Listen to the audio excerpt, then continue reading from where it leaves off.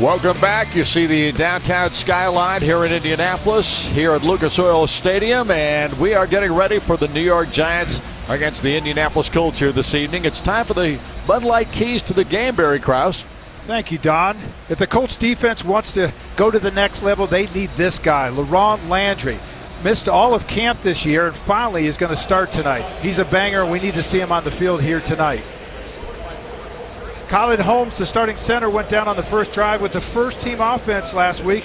An undrafted free agent out of the University of Florida stepped in and did a great job. Jonathan Harrison gets his second shot at center tonight.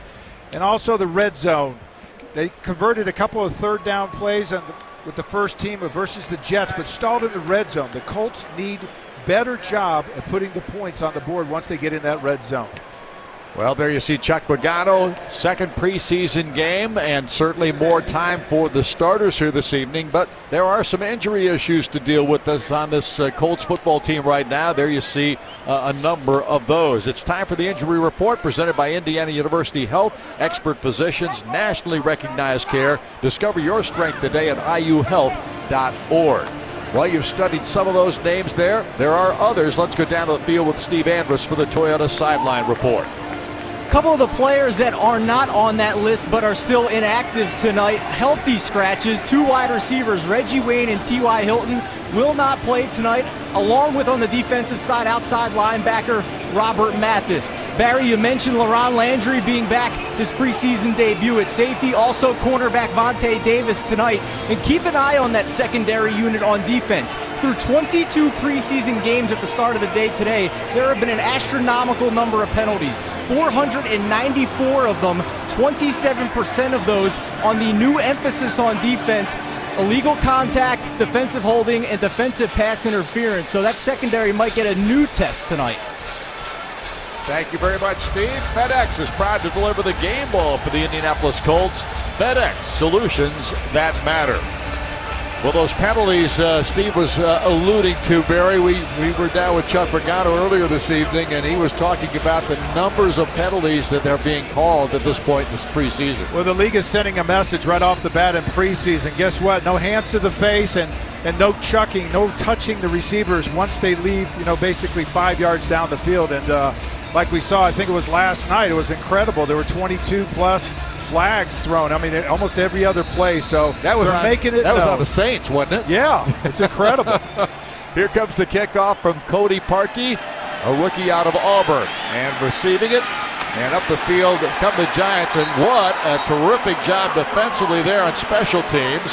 The man who came down was Luchez Purifoy initially, helped out on the play by Josh Gordy, and a nice job as we go to the Toyota starting lineups presented by your Central Indiana Toyota dealers. There you see the starting offensive line for the New York Giants. And then, of course, the backs and receivers. Victor Cruz having terrific career. And, of course, the guy under center, Eli Manning. And they hand the ball off initially in this ball game. And that is Rashad Jennings. There you get a shot of Eli Manning, who is performing for this New York Giants team, has been just a stalwart, and now in his 11th season, Barry, that's hard to believe.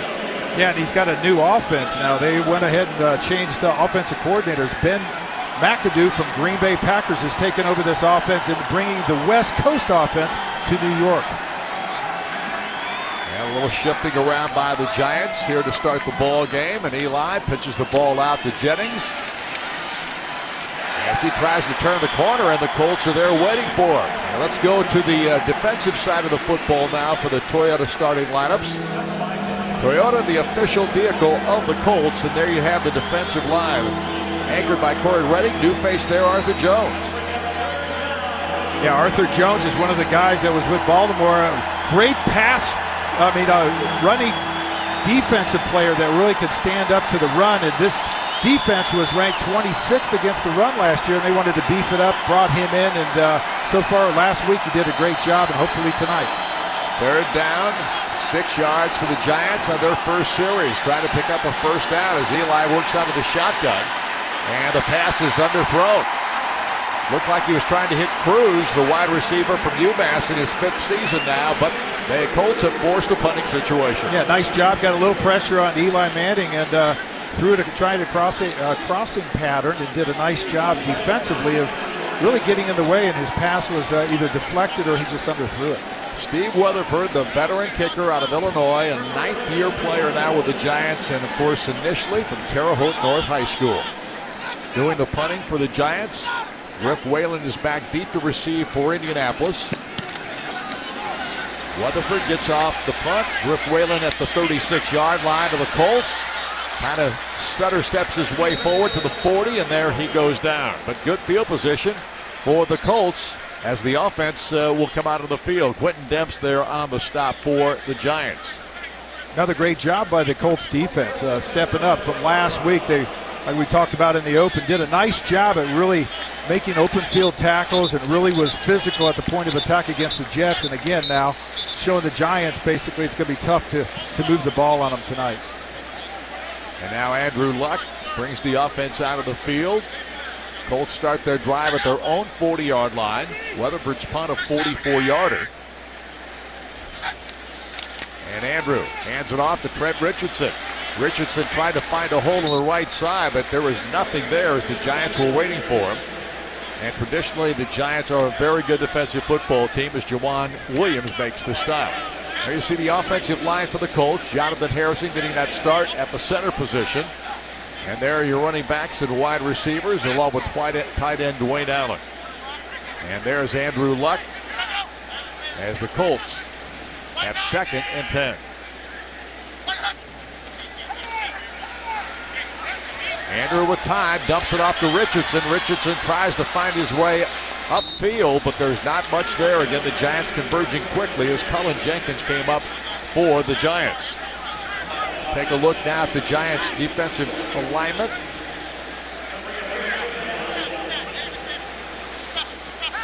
And there you see an Indianapolis native. Stevie Brown from Columbus East High School. So they've got a real connection to Indiana on the New York Giants team. Here's a little dump pass upfield to Hakeem Nicks, and he tries to run backwards, it looked like, and his forward progress took him up to about the line of scrimmage where Walter Thurman makes the stop for the Giants, and the Giants have forced a 1-2-3 and out. Yeah, Chuck Pagano talked about, for the starters on this offense and also the defense, offensively they wanted to get a couple good drives in there, but 3 and out isn't going to get it done. Not looking very good on that first series, but really the Giants did a nice job at taking away the deeper routes, and all that was left was the short routes, and they stopped him short of the first down. Preston Parker is the deep man to receive this punt from Pat McAfee. And McAfee gets off a beauty. It's going to bounce down into the end zone, just about a yard deep into that end zone.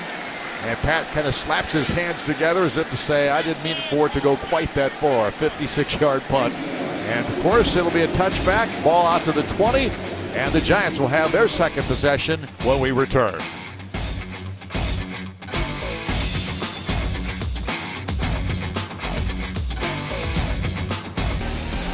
No score in this one. Both teams have had one offensive possession. Both times the offenses have sputtered. 1, 2, 3 and out and punts for each. And now the Giants' second possession is Eli Manning and Rashad Jennings lead the offense back onto the field for the Giants here this evening. Tom Coughlin is an 11th season, Barry. This guy's been around a long time, and he's been a very productive head coach. Yeah, and a head coach for 19 years, and one of the tough decisions that he had to make this year was getting rid of Kevin Galbraith, basically the offensive coordinator, who actually retired and brought in a new coordinator. But, since they did not make the playoffs the last couple of years, they had to make a change offensively. 1st and 10 for the Giants at their own 20. Eli Manning under center. Take the handoff to Jennings and threw it downfield, and the pass is just a hair high.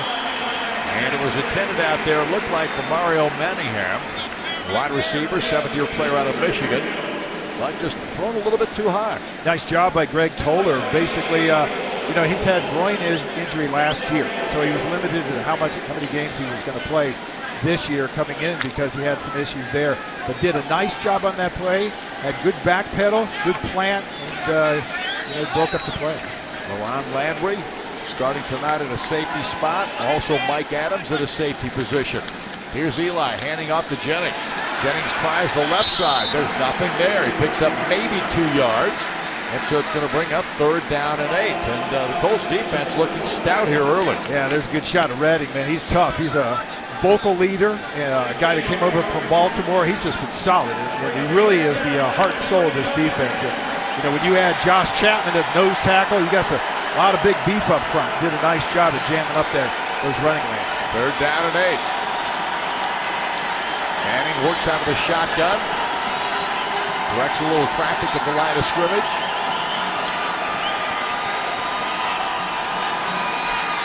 Here comes pressure. He can't get away. And down he goes. And how about the tackle by DeQuell Jackson, the linebacker out of Maryland. Yeah, former 2nd-round draft pick by the Cleveland Browns. Really wanted to beef up this defense, and he's a physical inside linebacker and a really vocal kind of guy. You want to listen to him in practice. He gets after everybody, does a nice job with the stunt. Just a nice stunt around the tackle. Gets in the face of Eli Manning and brings him down. Weatherford back to punt at his own 1-yard line. Griff Whalen will receive for Indianapolis. Punt is away. It's not a very good one. It bounces just inside the 50, and Griff Whalen somehow comes up with it as he kind of batted the ball. It was kind of a high bounce, and he got his hand on it. And I thought for a second there might be trouble, but he was able to gather it in and take it upfield for positive yardage. And the ball will be at the 49-yard line for the Colts. They get great field position for a second time as we go to commercial timeout after a 36-yard punt.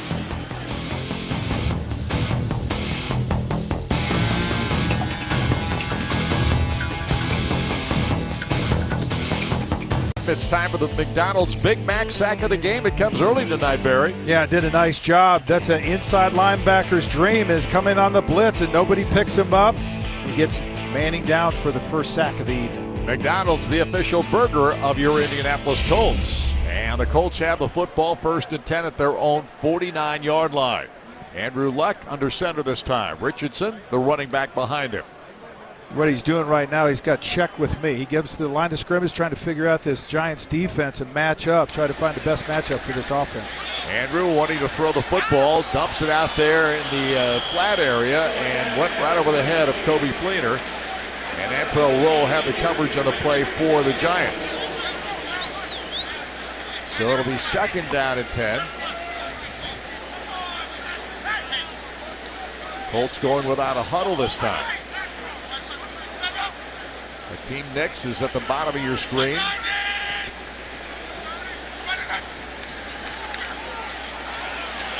And Andrew running into a little bit of trouble this time, but he gets rid of the football for great positive yardage on the play. A 9-yard gain as he dumped it out to Dante Moncrief, the rookie receiver out of Mississippi. Yeah, and I love this kid. I mean, he's a phenomenal rookie. He's going to make an impact in this game and did a nice job of being able to help out his quarterback, and that's what you got to do as a wide receiver. If he's in trouble, got to come back to the ball. And there's a quarterback sneak by Andrew Luck, who is a stout young man, 6'4", 240 pounds, and he loves to run the football. And he's fast, too, as big as he is. A lot of people underestimate him. They just look at him, and, you know, he doesn't look like he's built for speed. He doesn't wear all those tight uniforms and stuff like that, but he can get the job done when he has to run the ball. So the Colts pick up the first down of the evening, and it's 1st and 10 at the Giants' 40-yard line.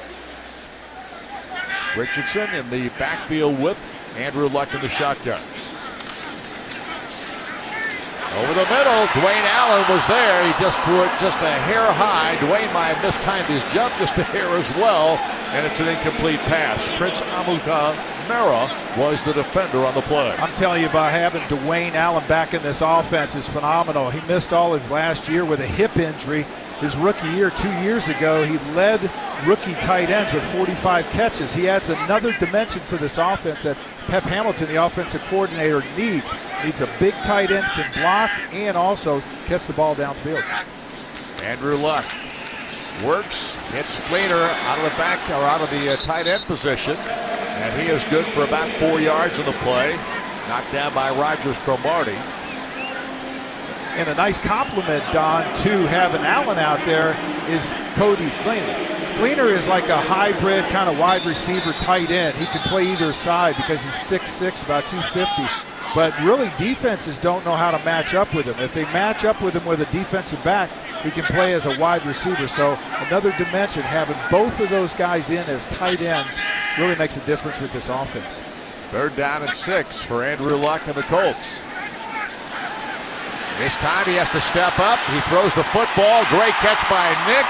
He's inside the 20, gets spun around, and finally lifted and brought down.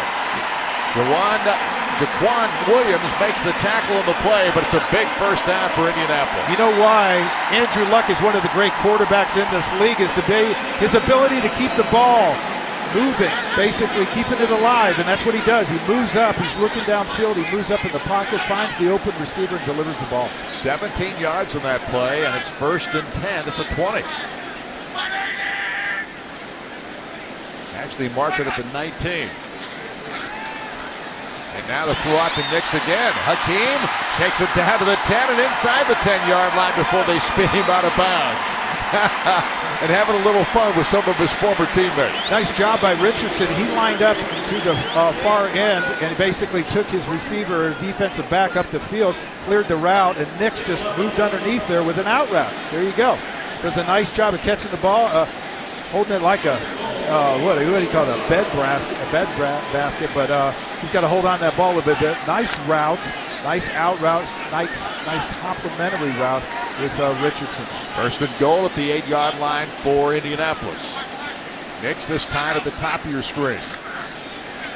And here's the throw, and out of the backfield, the fullback, nice catch by Mario Harvey, and doesn't pick up a lot out of it, although gets it down near the 5-yard line. He doesn't get much graceful points. Former linebacker that they moved to fullback because Havili is injured. But gets the job done, turns around. Look how big he is. I mean, that's a big guy. Former linebacker, like I said, but he's got hands. So now it is 2nd down and goal at the 5. Richardson alongside Luck. Right over the middle, and we got a touchdown as Griff Whalen makes the catch. A perfect throw by Andrew Luck.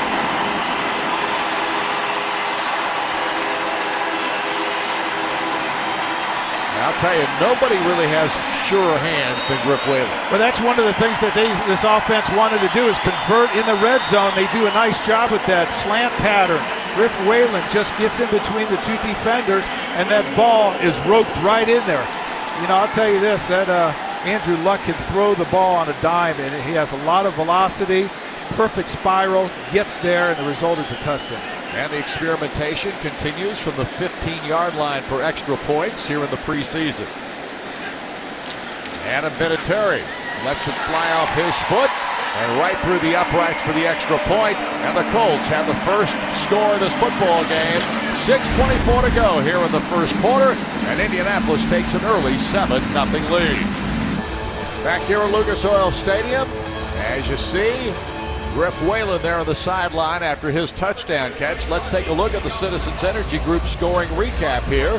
And there you see the 9-play drive that took it in 3 minutes and 26 seconds. Second drive of the ball game for Indianapolis offensively. Chuck Pagano has to be real happy. Remember, we talked about really converting on 3rd downs. They converted on 2 3rd downs, and they converted in the red zone for a touchdown. Parkey with the big kickoff. However, it's being brought back upfield by Quentin Demps. And Demps fumbles the football, and the Colts have got it. Indianapolis recovers a fumble. A good return by Demps until he couldn't hang on to the football any longer. Well, it looks like he was able to get some momentum down that sideline. Did a nice job, just didn't hold on to the ball. Take another look at it. Gets it stripped out of there. There it is. It's on the ground, and guess who gets it? The kicker. Good job coming over and making that play. Cody Parkey, the rookie out of Auburn. A little shout out to him because not only did he recover the fumble, but I screwed up his name one time last week. So, well, he doesn't have much of a vertical either, but he did a pretty good job of jumping up there. But we're really good job by the Colts, you know, having that nice drive offensively and now having a turnover and having the opportunity to put it in again. So the Colts have the football for the 3rd time. This one after a mistake by the New York Giants, and it's 1st and 10 at the 36-yard line of New York. Now apparently What are we looking at here? A little delayed action. Officials standing there on the sideline with one official, but I'm not sure what this delay is all about. The turnover is being reviewed. Everything needs to be reviewed these days. It's a different world we live in, Barry. Thank you, Don. Hakeem Nicks wide to the left side. And to the near side is Moncrief, the rookie.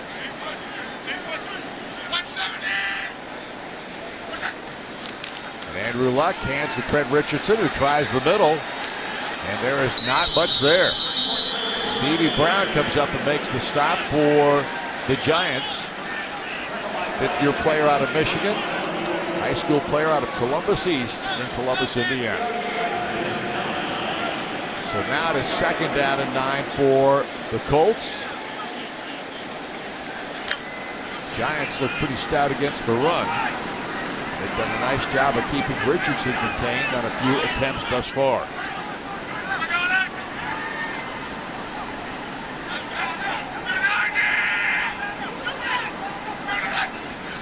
And Andrew Luck, pressure comes but gets rid of the football.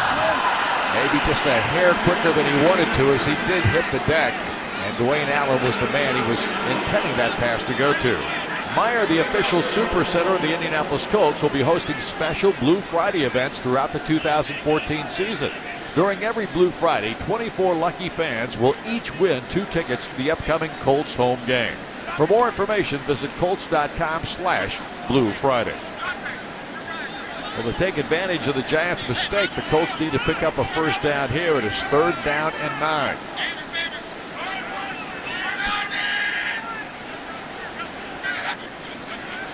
And Andrew rolls to his left after being chased hard. Throws the football down the sideline to Griff Whalen, but this one is wide, and it brings up 4th down now for Indianapolis. Adam Vinatieri looking to the sideline to see whether Coach Chuck Pagano is going to go for the field goal, and they will.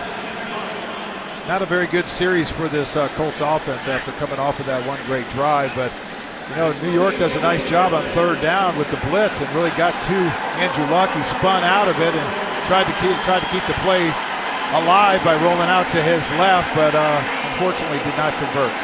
This is going to be a 53-yard attempt by Adam Vinatieri. And Adam gets off a big leg, and he knocks it through. And Adam Vinatieri with a 53-yard bomb to make it a 10-0 ball game with 5 minutes and 18 seconds to go here in the first quarter of play. Chuck Pagano's pretty happy with it, and the Colts lead the Giants here in the first quarter. Let's take a look at the Citizens Energy Group scoring recap. There you see it, 4 plays, a 53-yard field goal, capping it by Adam Vinatieri after missing one from kind of chip shot range for him last week. Yeah, from a coaching staff standpoint, it's like, okay, we got the turnover. Can we convert it to points? Well, guess what? You got 3 points, and Vinatieri missed that field goal last week against the Jets, and unfortunately, you know, the Colts dropped 13-10 to the Jets. So I think he's redeemed himself with a 53-yarder here at home in front of the home crowd. That was the Citizens Energy Group scoring recap. Citizens Energy Group proud to be the Colts conservation partner. Cody Parkey once again to kick off for Indianapolis, and again Quentin Demps getting the return responsibilities for the Giants. This one's a low line drive kick that goes into the end zone and then out. So it'll simply come out on the touchback. So again, Parkey does a nice job with a long kick, this time a low line driver that is never fielded by Demps. And it'll be 1st and 10 at the 20-yard line for the New York Giants, who start their 3rd possession of the ball game and hope it works out a little better than that last one when they fumbled the kickoff. Rashad Jennings and Eli Manning lead the offense onto the field. Manning sending a wide receiver, Jarrell Jernigan, 4th-year player out of Troy, wide to the right side. Eli works out of the shotgun. Jennings alongside to his left. And this time the pass is intended for the tight end, Donnell. But That ball was thrown a little bit wide of him. He couldn't pull it in. Kelvin Shepard, number 55, did a nice job, 6'2", 252. He's had a leg injury throughout camp, but he's out there tonight. Does a nice job one-on-one with that tight end. Eli this time works under center. Going to hand it to Jennings this time, and Jennings tries to find a hole on the right side, but he is gang tackled down after maybe a yard or so. And so there's not much to gain there. It'll be a 3rd down and long situation for the Giants. Colts fans, Wick Sugar Cream Pies are now available at Lucas Oil Stadium. Be sure to pick up your own 4-inch Wick's pie today or the next time you're at Lucas Oil Stadium. 3rd down and 9 for the Giants. Colts defense has looked very good here early. And they looked good throughout most of the ball game last week. Here's Eli.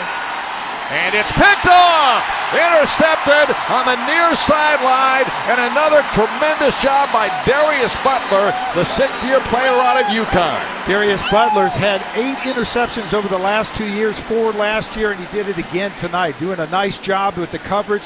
He undercuts that route, comes up with the interception, and a second turnover of the night. 55 defense, 5 yards, previous spot. Wow. And it's negated by a penalty. So the Colts make a mistake with a penalty flag and give the ball right back to the Giants. They get 5 yards out of it, so it's going to bring up 3rd down at about 4. Well, we were talking about flags, and that's what the referees are doing. If you even touch a receiver more than 5 yards down the field, they're going to throw a flag. So, linebackers have to understand it as well as, defensive backs. My apology, it's actually a 1st down. So it's 1st and 10, the ball now at the 26-yard line. And Eli fakes the handoff, rolls right, drops back and lets it fly. And this one is caught. And it's fumbled. And it's recovered by whom? A scramble for the football. I think the Colts have it. We'll wait and see.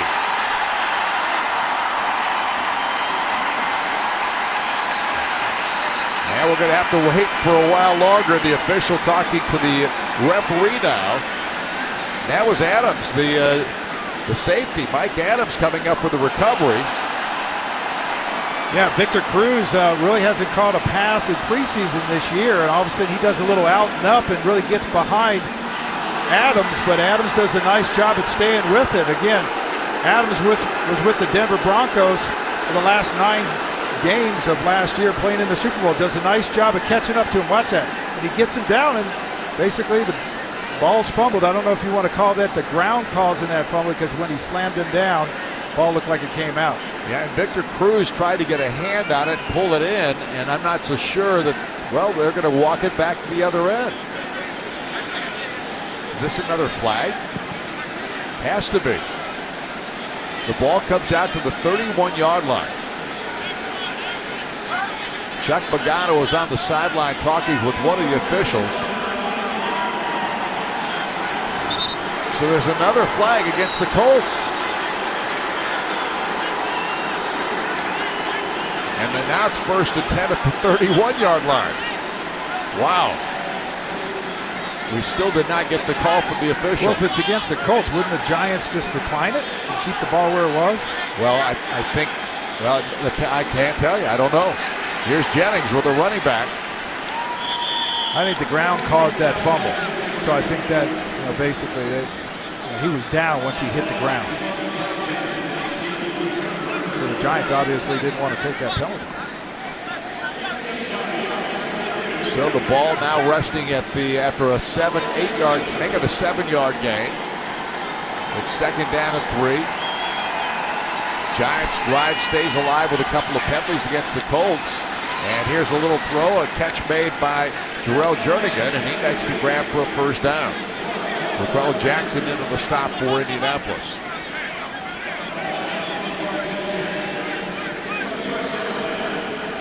Vontae Davis out there, number 21, doing a nice job at closing on that. Not enough to stop him on 1st down, but he's one of the solid defensive backs that the Colts have out on the football field tonight.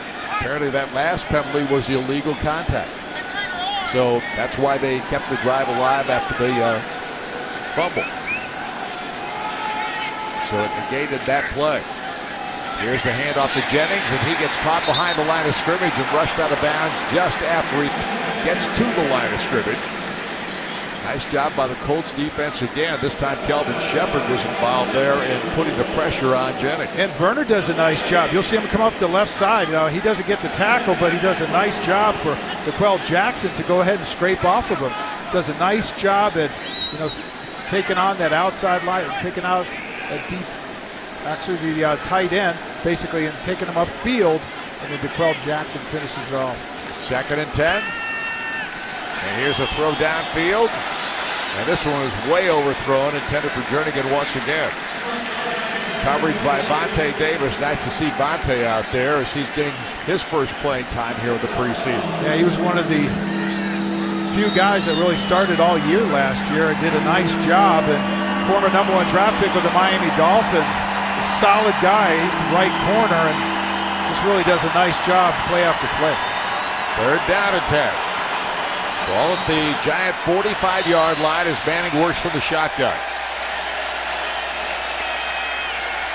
And Manning has a little time this time and lets it fly. Going for Jernigan again. And he can't pull it in. Throwing just a hair long. Coverage on the play by Josh Gordon.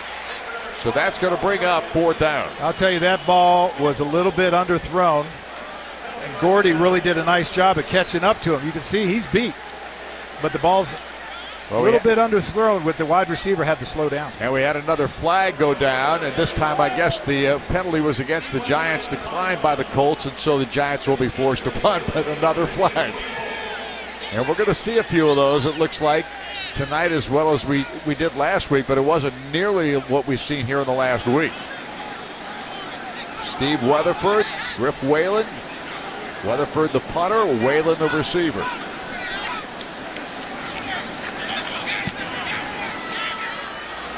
And Whalen calling for a fair catch over there just inside the 10-yard line and gathers it in at the 8. So a nice punt by Weatherford to put the Colts back in their deepest field position of the evening. Back inside the 10-yard line. They're going to mark it at the 9. So that's where Indianapolis will take over 1st and 10 when the offense comes back out of the field. Right now, let's go down to Steve Andrus for a Toyota sideline report. Hey guys, when you watch this upcoming drive for the Colts offense, keep an eye on number 83, the tight end Dwayne Allen, who had a heck of a week this past week. Leaving the team on Thursday night to go graduate from college at Clemson University to earn his degree in health sciences. He said he brought and paid for 30 family members to go and watch. In his words, he said he wanted them, his family members, to see what real success looks like. He said he broke a generational curse in his family, the first to graduate from college. And then he had a bit of a snafu trying to come back from his college graduation. 5 a.m. flight last Friday to get to the commencement, then had weather trouble in the Atlanta airport coming back, and then finally getting an early flight out of Atlanta Saturday, somehow getting back to practice on time last Saturday up in Anderson, Indiana. He said he thanked Coach Pagano for not giving him a fine for missing curfew on Friday night. Well, and justifiably so. He should not have been fined for that. But you know what? That's a great story, because a guy that's the first to graduate from his family out of college and to market the way he did, coming from a preseason football game, and to tell his family this is what real success looks like, this college graduation. Yeah, really, success is not just playing in the NFL. It's getting things done, like getting an education, how important that is. And so I know that's a proud moment for not only him, but also his family as well. Right now, it's the Colts leading the New York Giants 10-0. 2:20 to go here in the first quarter of play. Trent Richardson and Andrew Luck back on the field, in the backfield for Indianapolis. Working out what we call at the college level the pistol look. Now Andrew shifts Dwayne Allen to his right. And Trent Richardson trying to find a hold. Stutter steps his way forward. That was a really nice run, gaining about 7 yards on the play as Matthias Kiwanuka, the 9th-year player out of Boston College at Indianapolis Cathedral High School, makes the stop for the Giants. Nice job of running the ball. Everybody's been talking about Trent Richardson. There's a good shot, a nice move on that first tackle, and gets upfield and gets 8 yards. Little sweep play to Trent this time, but he has no place to go as they come in and upset the apple cart down on the 16-yard line or so. Antro roll in on the tackle that time for the Giants. Actually lost a yard or so on the play. It's going to bring up 3rd down now for Indianapolis, 3rd and about 3. Colts trying to dig themselves out of a deep hole here in this possession. Took over at their own 8-yard line. Andrew dumps it out here to Hakeem Nicks, who makes a tremendous catch, then runs upfield after breaking a tackle or two, and finally rushed out of bounds in Giant territory. Tremaine McBride makes the stop when the player forced him out of bounds, but there are flags all over the place. We'll have to wait and see. Well, Hakeem, let me tell you this, he's excited because he's played for the Giants, so he's got something to prove. You know, made some nice moves, and I almost thought that Richardson over on the sideline basically had a clip, but did a nice job of just really getting his body in front of the defender, and Hakeem went ahead and made the cut off of that block. Watch that right there. Boom. Can't see it right now, but I'll tell you this, he does a nice job. He is having fun with his former team. Defense. Number 35. We have unsportsmanlike conduct. Number 14. Those plays, those fouls will offset. Replay. So they're calling an unsportsmanlike conduct call against Hakeem Nicks, and that was for a little bit of a taunting scenario there at the end of that play. Great catch by Nicks, and great job after catch. I mean, he's just, oh, I see, just toward the end of that play, he taunted with his hand. You can't do that. I mean, you got to be smart about that. That's just, that hurts the team, and you got to be smarter than that. And he had a great play, and unfortunately he negated it by getting a penalty. Yeah. And Chuck's not happy about that. We were talking with Chuck before the game, and he was really upset with, he had one that was a taunting last week against the Jets, and he goes, I don't tolerate that. I don't like that a bit. You can tell he's not happy with that. So the Colts will have to do it again here on 3rd down and 3. Wayne Allen in motion there as he moves to his right. Sets himself as Luck gets the snap, then the throw. Nicks gets it again, and he does pick up the 1st down. Well, I'll say one thing. They're having no problem throwing to Hakeem Nicks tonight because he has made several catches already. No, he bounced right back. I mean, he did a nice job again. You know, Luck goes right back to him on another slant pattern inside that corner. Does a nice job of catching it and converting on 1st down, 3rd down. So the ball now resting right at the 24-yard line, 1st and 10 Indianapolis. Andrew finds Trent Richardson with a handoff, but Trent is having a tough time finding holes tonight. Walter Thurman III makes the stop for the Giants. Unrestricted free agent over from Seattle with his Giant ball club, and now it'll be 2nd down and 9.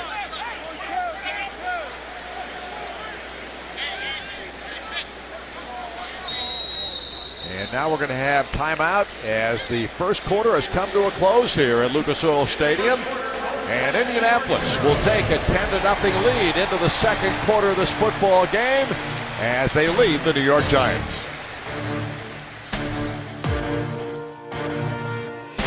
Here at Lucas Oil Stadium, you see the Tom Wood Lexus drive of the game. Yeah, nice catch by Moncrief. Another pass right here. Going to Hakeem Nicks. Does a nice job of bringing it down.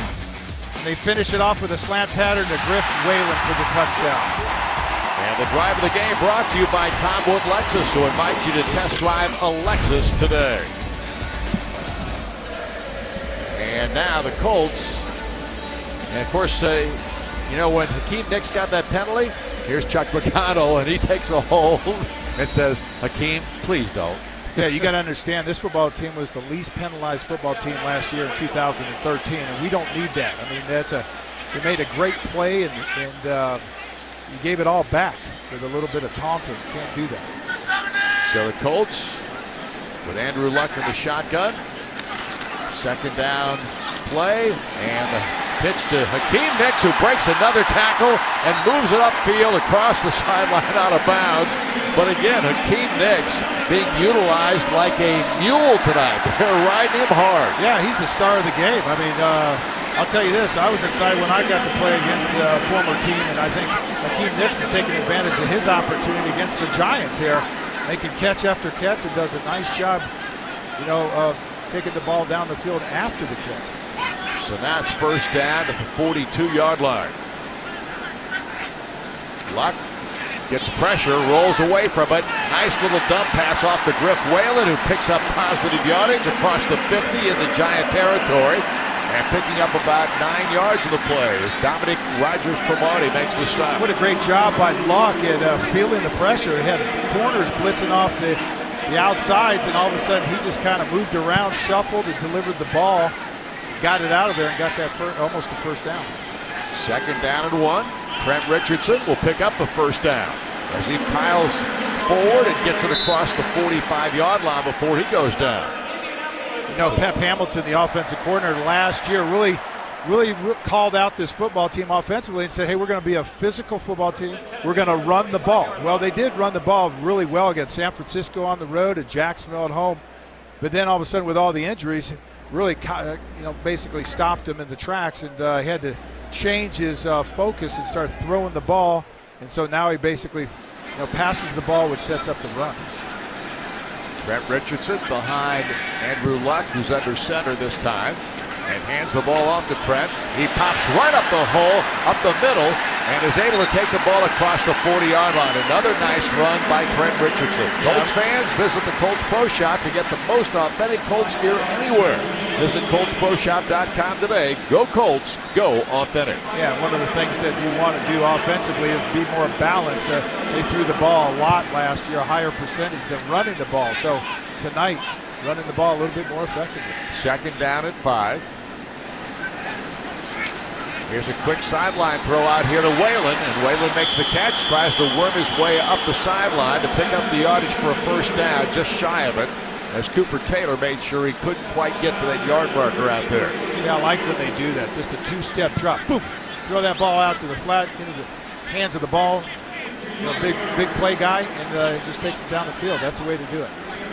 Third down now and 3 for Indianapolis. Luck will work out of the shotgun. Receivers are all in fairly tight this time. Andrew dumps it over the middle, and Cody Fleener lets it go right through his hands. Cody Fleener has really done a great job here in the preseason catching balls, but that one got away from him. You know, we were talking about focus last week. Receivers need to focus when that ball is coming at them. Focus on the ball and come down with it. That ball was delivered right there for Fleener, and didn't come down with it. So now you've got fourth down. The Colts are going to go for it. Fourth down and 3. This might be, I shouldn't say we're not going to see Andrew Luck again, but it could be the last time tonight on this drive.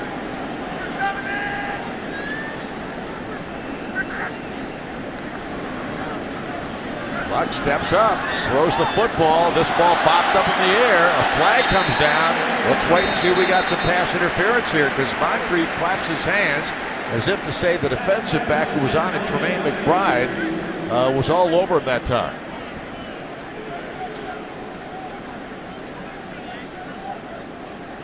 The official still talking. Before the pass is thrown, holding, defense, 38. Previous spot, 5 yards, first down.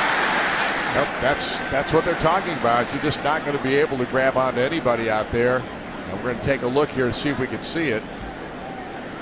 Yeah, we just got to look at Andrew. Here we go. Yeah, he had his hands on it. Yeah, you can't touch him downfield. The Colts had came out with like 3 wide receivers to one side with the tight end, and basically it was tough coverage for him, and made a nice move, but he got his hands on him downfield.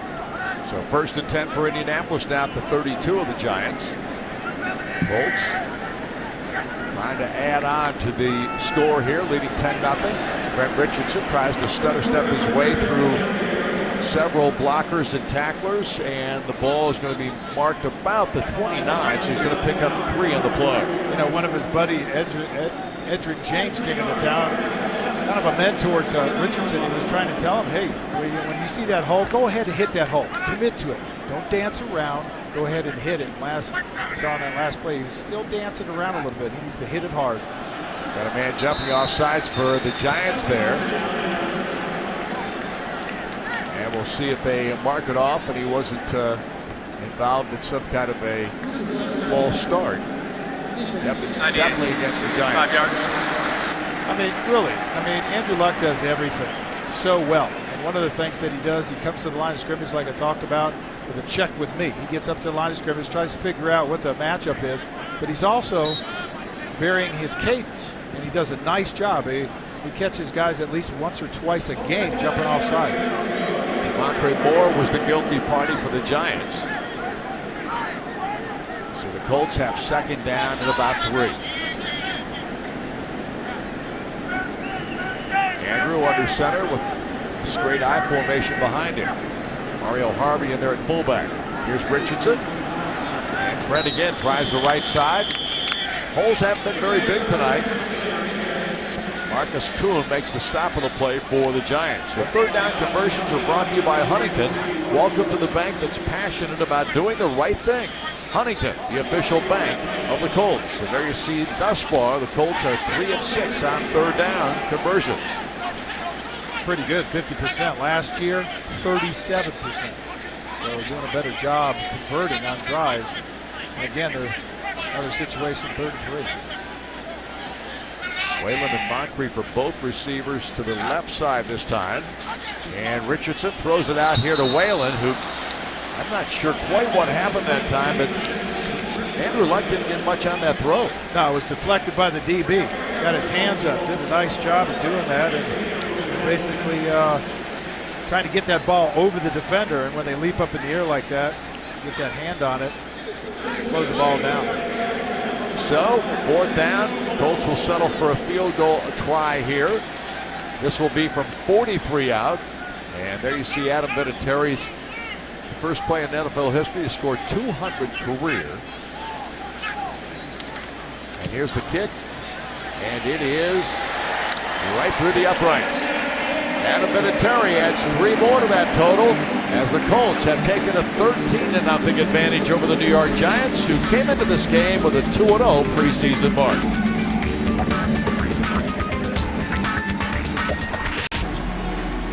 Here at Lucas Oil Stadium, there you see the Citizens Energy Group scoring recap. Citizens Energy Group scoring recap, as we said. Citizens Energy Group proud to be the Colts conservation partner. My apology there. Got a little carried away with something else that was going on.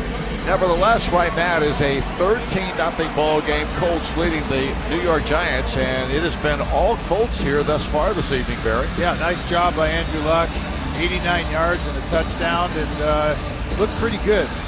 There were a couple of times where it wasn't as great as they probably wanted, but ends up doing a nice job. Preston Parker will try to take this Cody Parkey kick out of the end zone, and he meets up with the several Colts who bring him down. And they bring him down rather quickly. The ball will be inside the 15-yard line in possession of the Giants when we return after this break. Colts fans, be sure to visit the Bud Light Party Zone at Lucas Oil Stadium. The Bud Light Party Zone is above the north end zone in front of the windows that open to the Indianapolis skyline. Bud Light, proud sponsor of the Indianapolis Colts. Got a shot of the party zone right there as the Giants take over the football, trailing 13-0 with 10:24 to go here in the second quarter of play, as Eli Manning brings the offense out of the field once again for the Giants. Rashad Jennings in the backfield. Straight I formation this time for New York. A little pitch back to Jennings. Pressure comes and he gets belted. Just a tremendous defensive job by the Colts this time, led by Marcus Burley. Yeah, Burley does a nice job of recognizing. You want your corners not only to be able to cover man-to-man, play zone defense, but also support the run. Watch him come flying up here. Does a nice job. Boom! That's what he does. Does a nice job sealing inside because you had good pursuit on the inside, but then you had good containment on the outside, you just go ahead and fill. Jennings lines up with Eli in a shotgun formation. On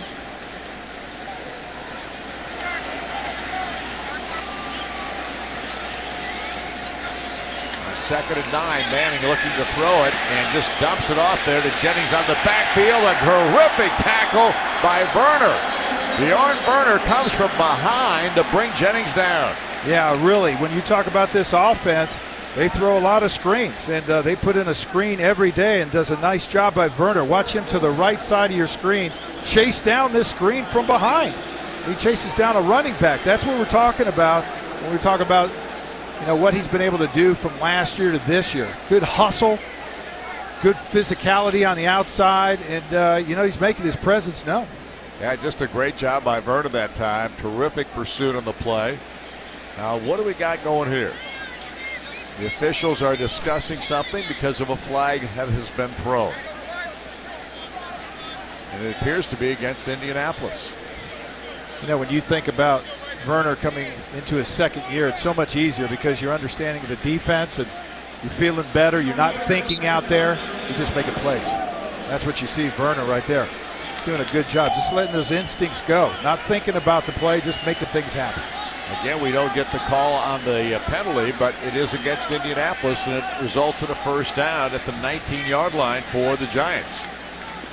And here is a little trickery, and on the play, Jernigan finds a little end-around action as he turns it upfield and gets it across the 25-yard line before he goes down. We got an injured Colt on the field. That's Corey Redding, and that's not good. No, that's not good. I mean, he's talked about him in the open. He's just a really physical guy, but also very vocal. He's a guy that can get everybody rallied up and pumped up, and he's been able to do that over the last couple of years since he's come in from Baltimore, and that's what he did with Chuck Pagano when he was in Baltimore. So, good football player. Need him out on that field. Corey Redding on the field. The trainers, doctors taking a look at him, and we'll be back in a moment.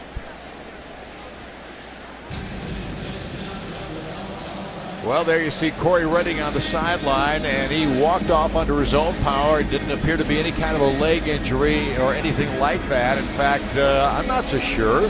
And I don't think he got the wind knocked out of him, but that's almost what it looked like, because when he came off the field, he was kind of letting the trainers and the doctors know, I didn't need you guys out here. Yeah, the trainers were trying to hold on to him. He goes, get away from me. I'm fine. So now it's second down for the Giants at the 26-yard line of New York. Eli Manning works under center. And new running back in the ball game is Andre Williams. And Williams trying to pick up a first down, but is shy of it. Being brought down by Bjorn Werner.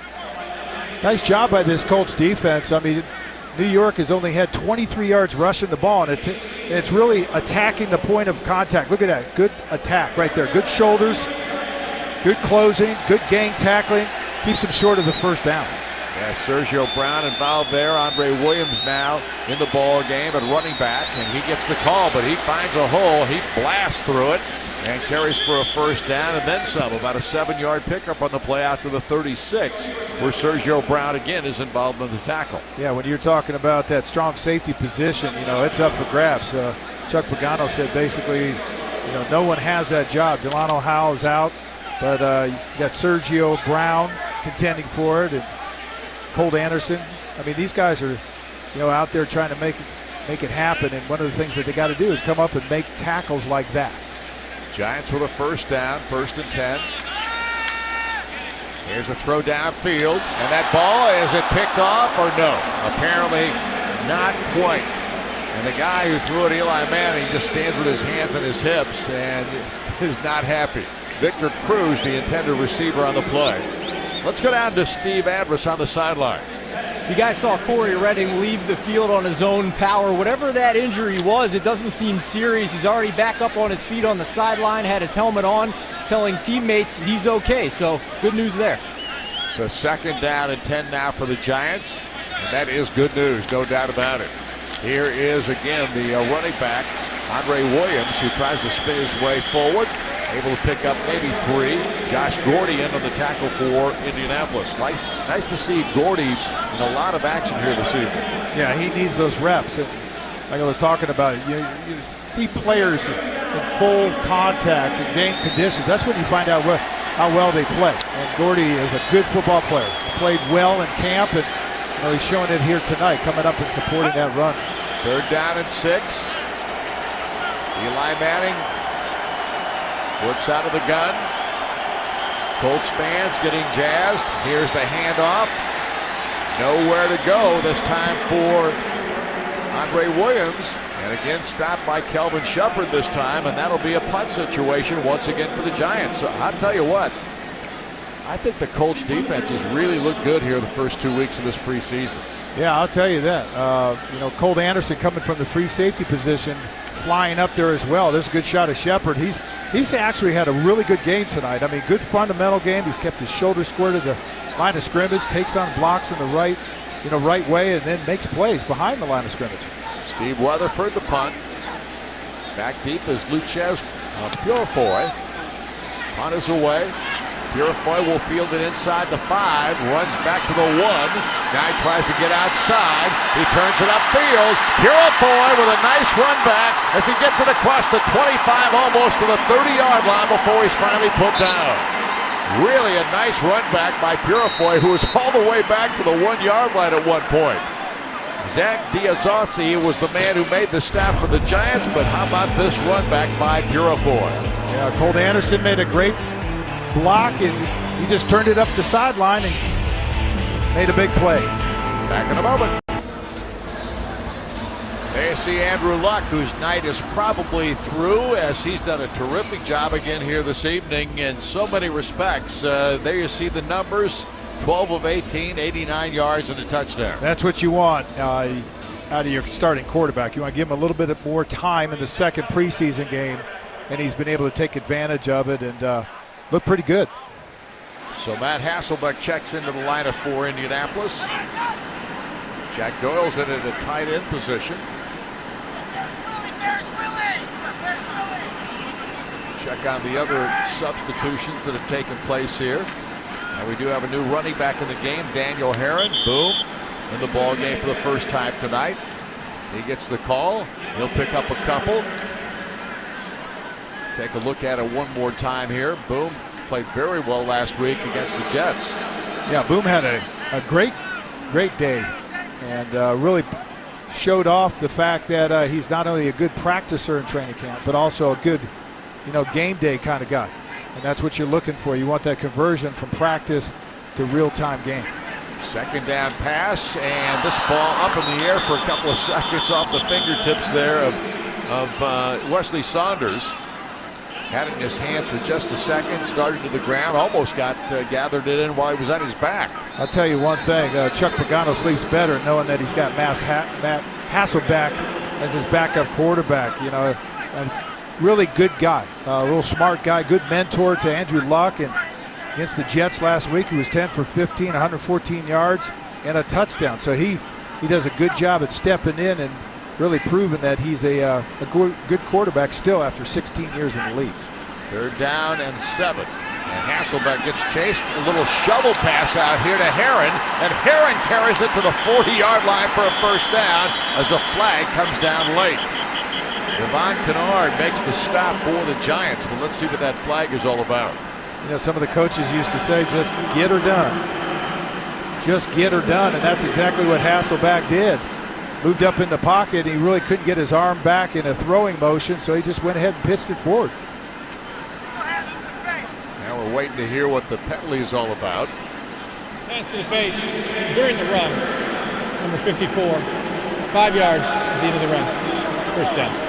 Spencer Pasinger had the hands to the face penalty called against him for the Giants, so they'll add 5 more to the call, or to the play, I should say. And the ball now at the 46-yard line of Indianapolis, and they've got a first down. I wonder, from a defensive standpoint, since I played almost 12, 13 years in the league, where was the hand to the face of the running back? I mean, were you bringing him down? Was it a part of the tackle? I mean, are we getting a little too picky? But again, we talked about it in the open that they were going to make the calls, any kind of hands to the face. So It's one of those things. 1st and 10 now. Hasselbeck goes to work through the air, and there is Derek Rogers. And down the sideline, a flag comes down again. Finally knocked out of bounds by Zach Bowman. But we'll see what this flag is all about. Boy, I think those two guys basically have got it down. That's exactly the same route. Oh, that was offensive pass interference. Oh, was it? Same route that Rick Rogers ran last week, 45 yards, caught the ball down the sideline, and this time it was really a little bit behind shoulder, behind the defensive back, caught the ball, but obviously he pushed off. Rick Rogers not happy with the call at all, but the Colts get penalized for a mistake. Well, I guess touching goes both ways. Not only defensive backs can't touch, wide receivers can't touch. No touching down the field. So the ball is marked back at the 36 now of Indianapolis, where it's 1st and 20. Joe Heron lines up alongside Hasselbeck in the backfield for Indianapolis. Hasselbeck pulls in a bit of a high snap, throws it out to Griff Whalen, who picks up about 9 yards of the 10 that they lost. Tremaine McBride makes the stop. It'll make it 2nd down and 11. Again, hurry up offense. That's what Pep Hamilton, the offensive coordinator, likes to do. Basically, it gives your quarterback more time and the offense to really kind of figure out what the defense is doing. Sometimes they motion a guy across to see whether it's man-to-man or what the defense is going to do, and he makes his calls, and then they go with it. 2nd and 11. Hasselbeck dumps this one to Griff again. This time Griff gets it to about the 49-yard line of the New York Giants, where Cooper Taylor makes the stop. When the Colts score, the kids win. Speedway will donate $1,000 to Riley's Children's Foundation for every Colts touchdown pass this season. Speedway, the official convenience store of the Colts. That's 3rd down and 4. Colts in 2 plays have picked up a good amount of the yardage that they lost and then some. It's still 3rd and about 4. Hasselbeck rolls to his right. Motions his receivers. Now he turns it upfield. He's going to get the 1st down. How about that? The old guy still got some legs out there. Matt Hasselbeck with a beautiful run after everything had closed up on him, and it looked like he was just going to have to run it out of bounds or throw it out of bounds, and then he just turned it upfield. Yeah, the defensive line just took Joe Wrights and pushed him right back into Hasselbeck, and well, I'll tell you, for an old guy out there, he did a pretty good job of turning it up the field and getting that 1st down. That is very, very impressive. Big play for the Colts. Now the ball is just inside the 40-yard line of the Giants. 1st down, Indianapolis.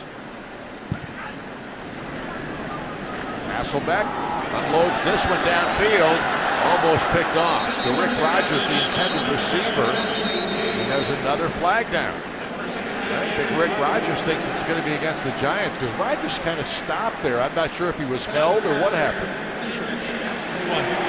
Spot the foul. Maybe he's an actor. Basically, he sold it to the referee. Basically, he touched him down the field. Well, trust me, Zach Bowman is not a happy camper for the Giants. He got the call against him. I mean, if you know how they're going to call, you got to play by that rule. I mean, if they're going to be that sensitive, you got to be so careful at not touching. And that's tough for mostly defensive backs. You want to get physical with the wide receiver, reroute them. You want to push them around a little bit, but you only got 5 yards. Just remember that. Once they release from 5 yards, you know, you just got to run with them and turn and look for the ball. 1st down for the Colts now at the 28.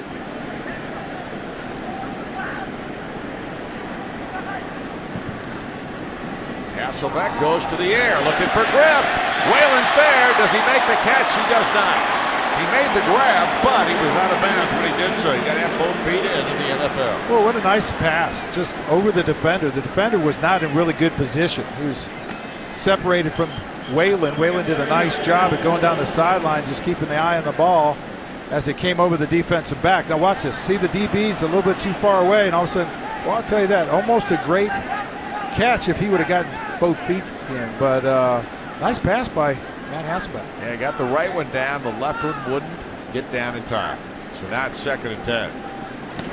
And here's a ball deflected at the line of scrimmage. It's going to bring up third down. Got a hand on it. Was Marcus Kuhn out of North Carolina State, third-year player, defensive tackle.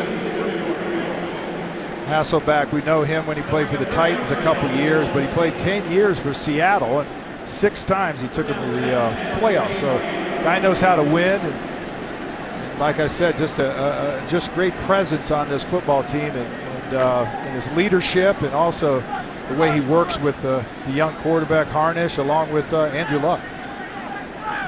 So the Colts have a 3rd and long at the 28-yard line of the Giants. Hasselbeck over the middle. Oh, the ball was there. Catch not made by Dante Moncrief, the rookie. Welcome to the NFL.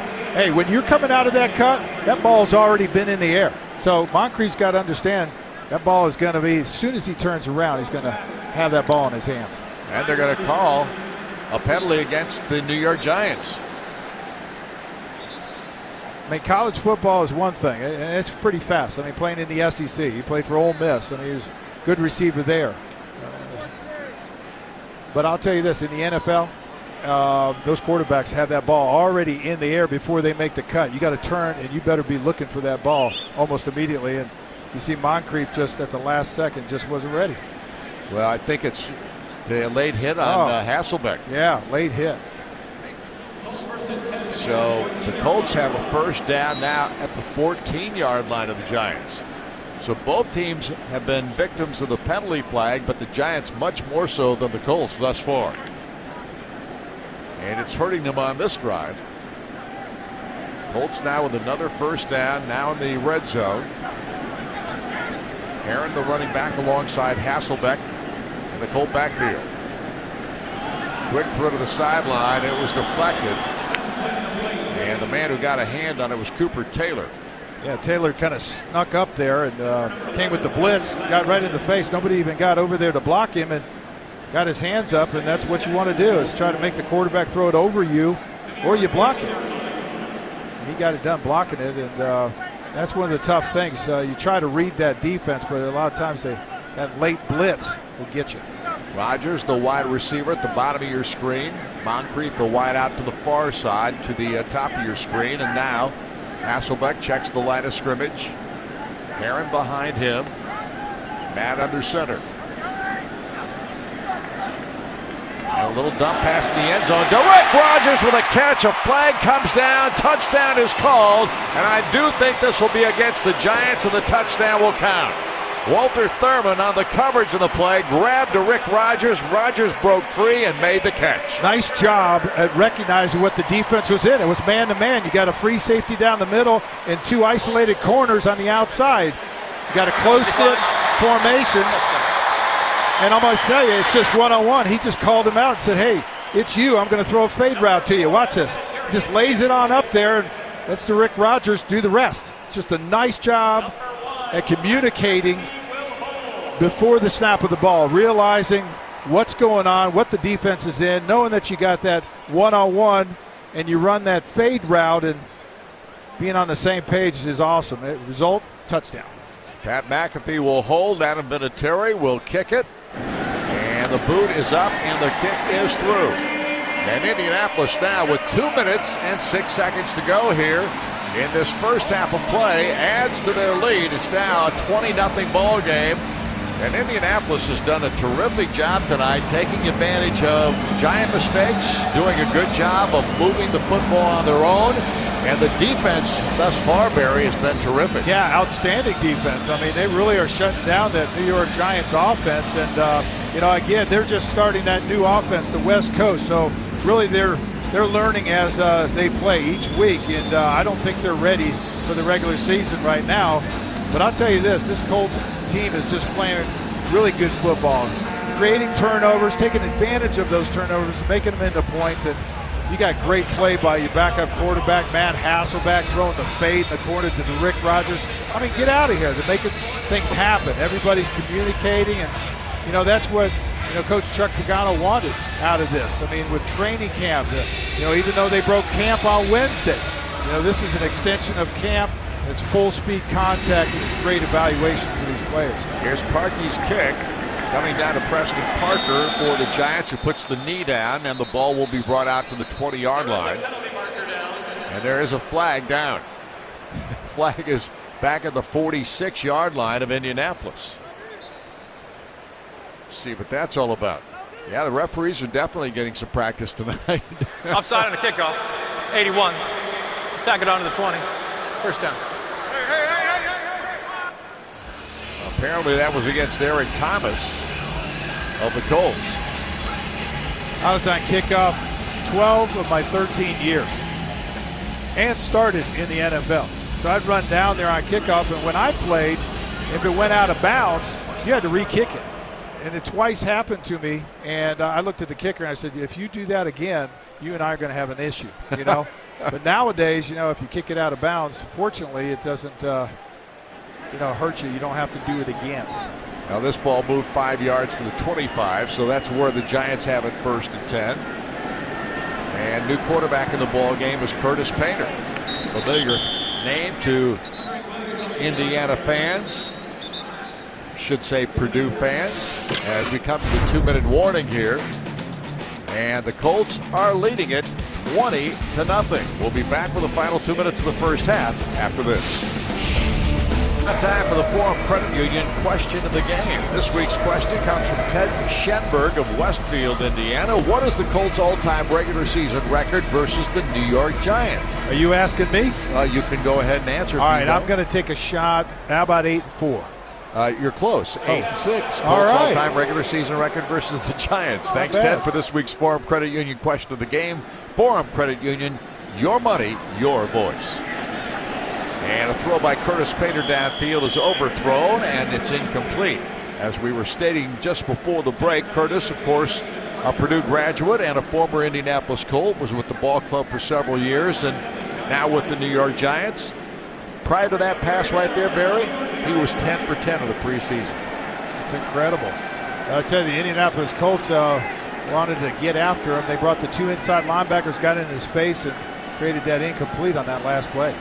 3rd down and 7 now for the Giants. And pressure comes, and did he get belted? A big-time hit. What a pop he took from Colt Anderson, the safety, a 5th-year player out of Montana. Yeah, Colt Anderson wanting to find a place on this football team. Well, that's how you get it done. When you're called on the blitz, go ahead and deliver, and that's what he did. He laid the wood there. Good, solid hit. And careful hit. You know, nowadays, if you hit the quarterback in a wrong area or something like that, you're going to get a penalty. But good job at timing that blitz and really getting a good lick on the quarterback. Luchez Purifoy back to receive Steve Weatherford's punt here from the Giants. Purifoy had a really nice return, his first one of the evening, and he's going to fair catch this one. Makes the grab right around the 21-yard line, perhaps the 22. And that's where the Colts will take over with 1 minute and 41 seconds to go here in the first half. Indianapolis has been impressive in a number of areas here in the first half of this ball game, not the least of which has been defensive play.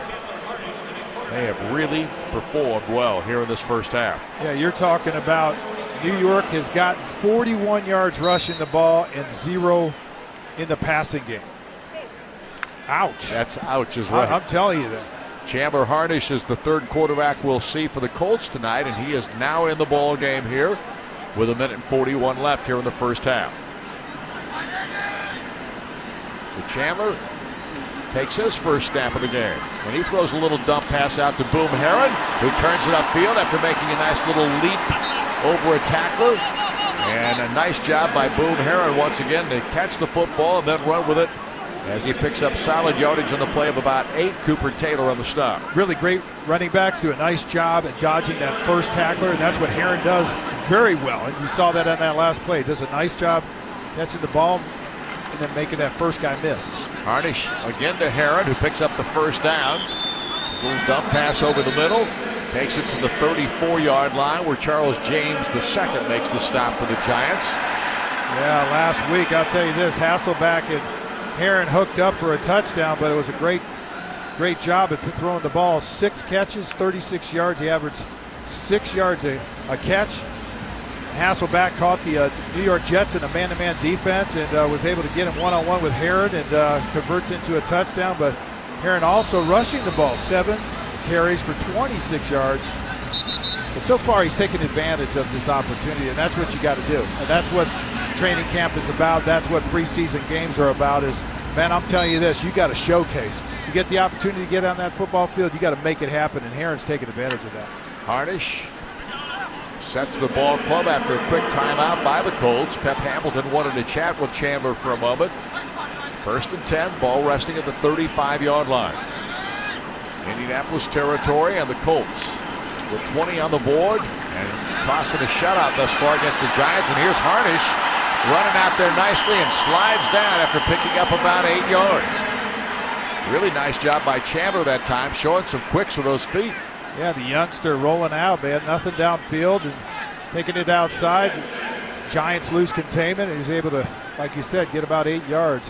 A broken play. 2nd down play for Chandler, and he gets pressure, breaks a tackle, then throws the ball away. And that was probably the best move he could make under those circumstances. He was getting some hard pressure that time. Guy was on practice squad all year last year. He's been cut by the Colts twice. I mean, he's had a rough go at it, but the Colts keep bringing him back. They think a lot of him, and he's a good football player. I mean, tonight, you know, whether he makes the team or not, everybody's out there trying to make the team. If he doesn't, just like all these other guys that unfortunately might not make this football team, at least they're getting on film, and other teams see them. And this young man has really developed over the last couple of years. 3rd down, about 3 now for Indianapolis as Chandler sets up in the shotgun. Steps up in the pocket. Now has to roll to his left. Spins away, but this time he is brought down for a loss on the play. Getting to him was Devon Kennard, linebacker, rookie out of Southern California, 5th round draft pick this season for the Giants. I mean, he did the right thing. He moved up in the pocket. But go ahead and pull the trigger on it. You know, go ahead and commit yourself. Throw that ball to that receiver. There was a guy over on the a stop route over on the sideline that he was looking, but he just didn't pull the trigger, and that's unfortunate. In the NFL, you got to make that happen. It's now time for the Taco Bell crunch of the game, and it came not too long ago. Oh yeah, good shot at a strong safety. Anderson coming up, making the play, man. I'm telling you, laying the wood to Eli Manning. I'll tell you that. Colt Anderson, hit of the night. That's what you love. I mean, you just love defensive backs that not only can cover and do those things down the field, but also, when asked upon, step up and blitz at full speed and lay the wood to the quarterback. And here's Pat McAfee with the punt. Gets off a good one, and it'll go out of bounds on the near sideline. Preston Parker was there to retrieve it if it stayed in bounds. He was not able to get to it, but not much. There was no return on the play, and of course the Giants will take over in their own territory now with just 25 seconds to work with here in the first half. 20-0. The Indianapolis Colts leading the New York Giants, who were unbeaten coming into this preseason game and 2 starts this year. So obviously they have played pretty well in other ball games to this point, but the Colts have stymied them tonight with their defense. Curtis Painter on for his 2nd possession of the ball game in that Giant offensive backfield.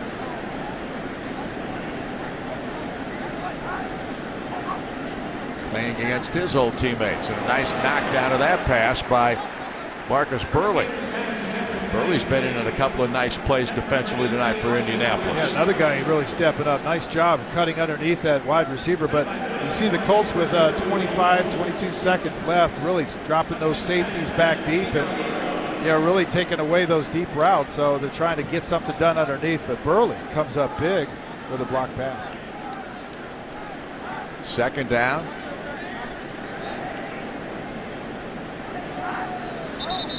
And we got flags and whistles blowing once again. This time a false start on behalf of the Giants. 73 offense. 5 yards. 2nd down. That's not how you want to get your name out there. James Brewer, former Indiana player, 4th-year player out of IU. 6'6", 330 pounds, and a former Tech Titan. You know, Tom Coughlin is not going to be happy at halftime. It's going to be interesting what he says to his football team because they have not shown up here tonight. James Brewer is going to be really upset with me. I called him a Tech Titan. He was from Arlington High School. Second down. And the throw out here, incomplete. Curtis Painter trying to go to the wideout this time. It looked like it was Preston Parker. It was. And he could not pull it in. Curtis is 0 for 3, and is it just one pass completion tonight for Manning and for one pass completion between these two quarterbacks here in the first half? One. And 0 yardage. Correct. It's amazing. 18 seconds still in this first half of play. Third down play and long yardage for Painter and the Giants. And the throw out here is complete this time. They're going to pick up a few yards on the play, but not many, as Marcus Burley again is there to make the stop. It brings up fourth down for the Giants, and again time is called here quickly with 8 seconds to go. So we'll keep it here. Purifoy going back, and he'll be the man that will be returning this punt, we would assume. Purifoy heads to the sideline very quickly. But Colts fans, when the Colts win, you win. Get 50% off your regular menu price online order the day after the Colts win. Log on to papajohns.com and enter promo code COLTS50. 11 seconds remaining in the half. And now Steve Weatherford on the punt for the New York Giants. Luchez Purifoy on the field to return it. His third return of the night. This one driving him back deep to the 15-yard line. Now back to the 10. He broke a tackle again. Gets away from one. Now two. Now a third tackler. And this time he gets tripped up as he crosses the 25-yard line. And a nice job by Purifoy again, however, to get away and take it up the field. And now we're down to halftime, where the Colts are leading here at Lucas Oil Stadium and doing it decisively, 20-0. Let's go to the sideline and Steve Andrus with the coach.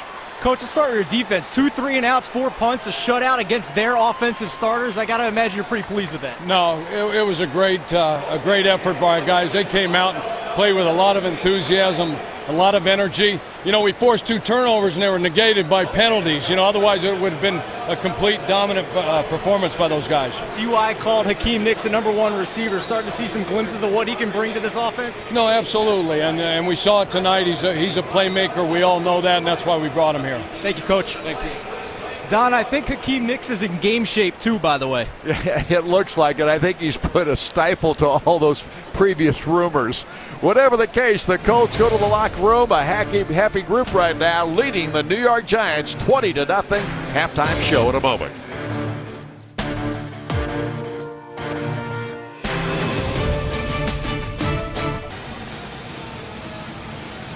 There you see Chuck Pagano, who was very, very happy at halftime with what his defense was able to do in the first half. And we've talked a lot about the defense, but the offense was obviously did a great job as well. Get a couple of field goals, a couple of touchdowns. Obviously, this team has done an impressive job here in the second preseason game. And how about that interview just before halftime? Chuck Pagano talked about not only having 1 turnover, but we had actually 2 extra turnovers that were negated because of penalties.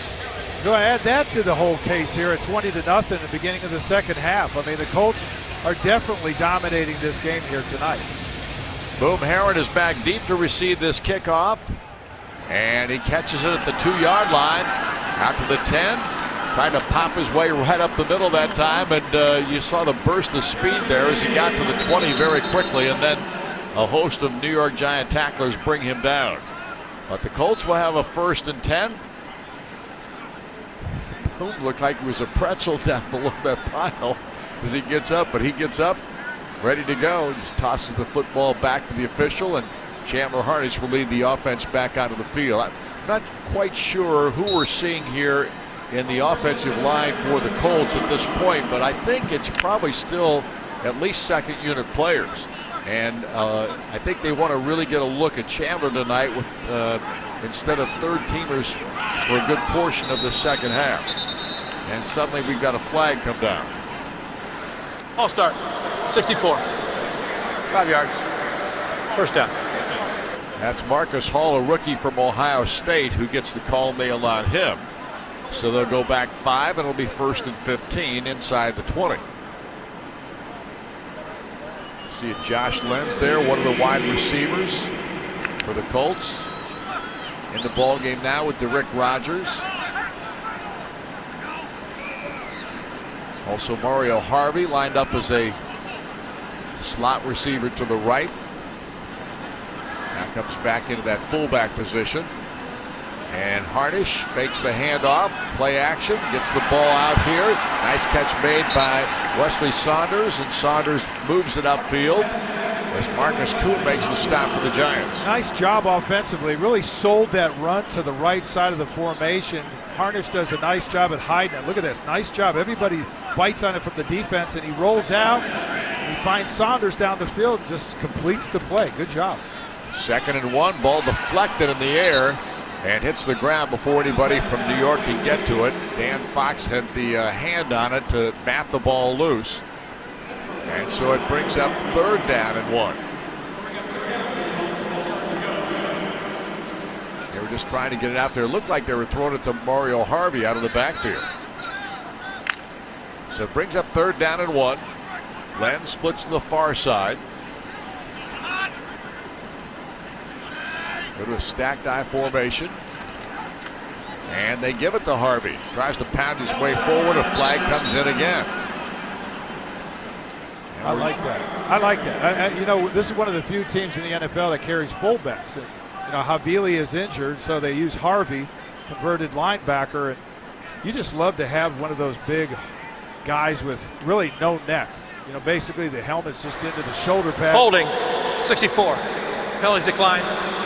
4th down. You know, grind it out and get that 1 or 2 yards like in this case, but unfortunately a penalty basically negates that. And Marcus Hall was called for that one also. So Marcus had a tough little series there, but that's part of being a rookie. And Pat McAfee now in the ball game to do the punting for Indianapolis. Preston Parker is back deep.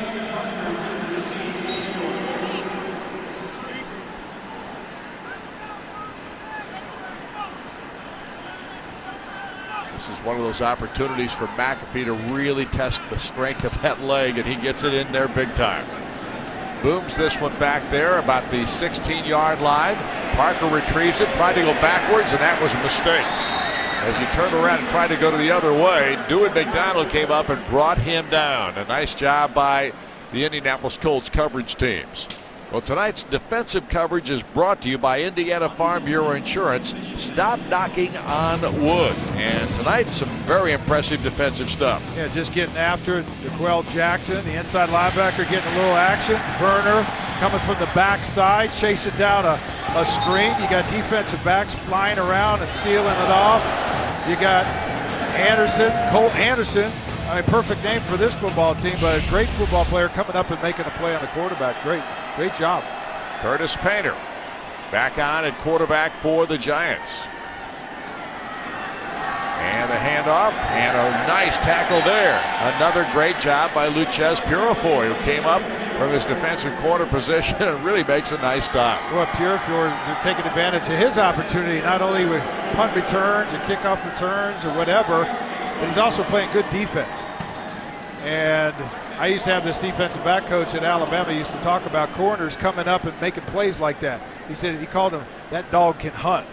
And that's what you got to have on defense. You got to have these really physical corners that can come up and support on the run and make plays like that. Andre Williams is the running back with Curtis Painter in the backfield. Painter looks downfield, wants to throw it, does throw it, and this pass incomplete. And it was intended out there for Parker, Preston Parker. Luchez Purifoy had the coverage on the play. The ball was a little bit overthrown. And so it comes back to the 12-yard line where it's now 2nd down. Make it 3rd down and 12. Purifoy was trying to hang on to that one. It was he released inside. Receiver did, and did a nice job of going back outside. The ball was just overthrown.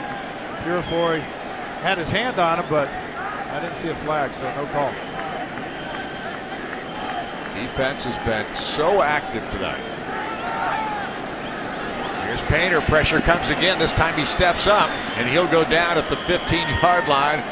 And Curtis Painter had no chance to throw that football. Yeah, that's the unfortunate thing is, you know, you're playing against a defense that's just really on cue, making everything happen. Even the backups are getting a piece of the action. And good pressure from the outside, and all he's got to, you know, he just doesn't have a choice other than to run down the field and lay down. And you know, they end up punting again. So another great series for the Colts defense. Steve Weatherford will punt the ball away, and Newkeese Richardson, a wide receiver, a rookie from Pikeville, is in the ball game, getting an opportunity to return here. Almost a block that time. This kick is to the sideline and out of bounds. Weatherford had a lot of pressure coming that time, almost had it blocked, and just barely got it away, as the Colts continue to play impressively in all three phases tonight.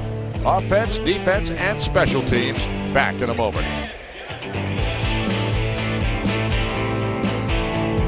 All right, I want you to see a rookie from Ball State. I'm going to try to circle him. Well, I'm trying to circle him. It's Jonathan Newsome, a rookie out of Ball State. Now watch him go underneath this blocker, and he's almost blocks the punt. Watch him. That's great effort.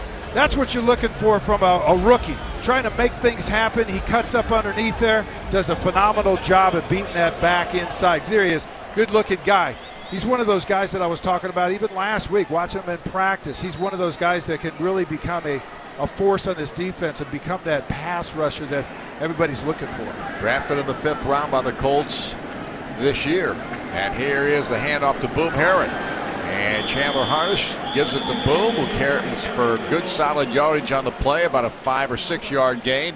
Demontre Moore makes the stop for the Giants. So the Colts offense back on the field. I almost got that done with that telestrator. I don't know what that was. It was supposed to be little lines, but unfortunately I didn't do it right. But I think you get the point. I mean, the guy's playing good football, and you just love the enthusiasm, but, you know, really guys laying it out there trying to make big plays.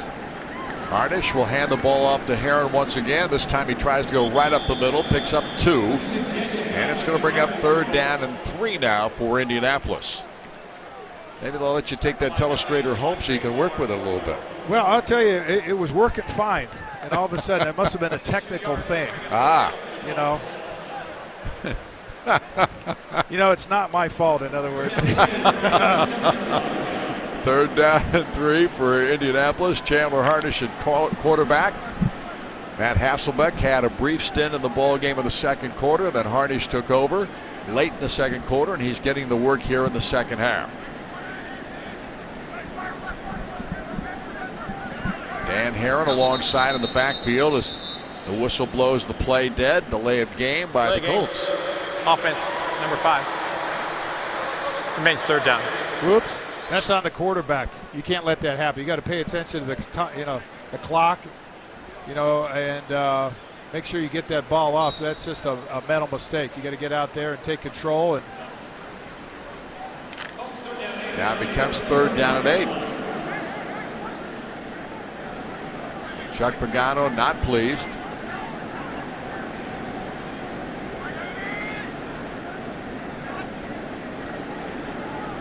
Chandler throws downfield, and the pass was for Tony Washington, who couldn't get to it in time. It was a little bit overthrown.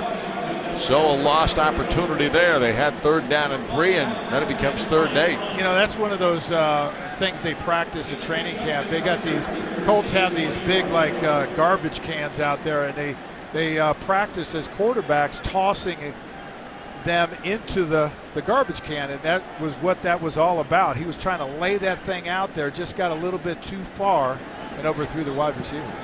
Here's McAfee kicking it very high, and it bounces right at the 1 yard line and goes out of bounds. It went backwards, and he's going to pin him inside the 5. Are you watching McAfee? He just hit a wedge. He just laid it up there. He's a good golfer too, but I'll tell you this, he does a phenomenal job at laying it up there. Has the awesome hang time. Gets inside the 5 yard line and goes straight out. Here he is. Give me a sandwich and lay it inside the 5.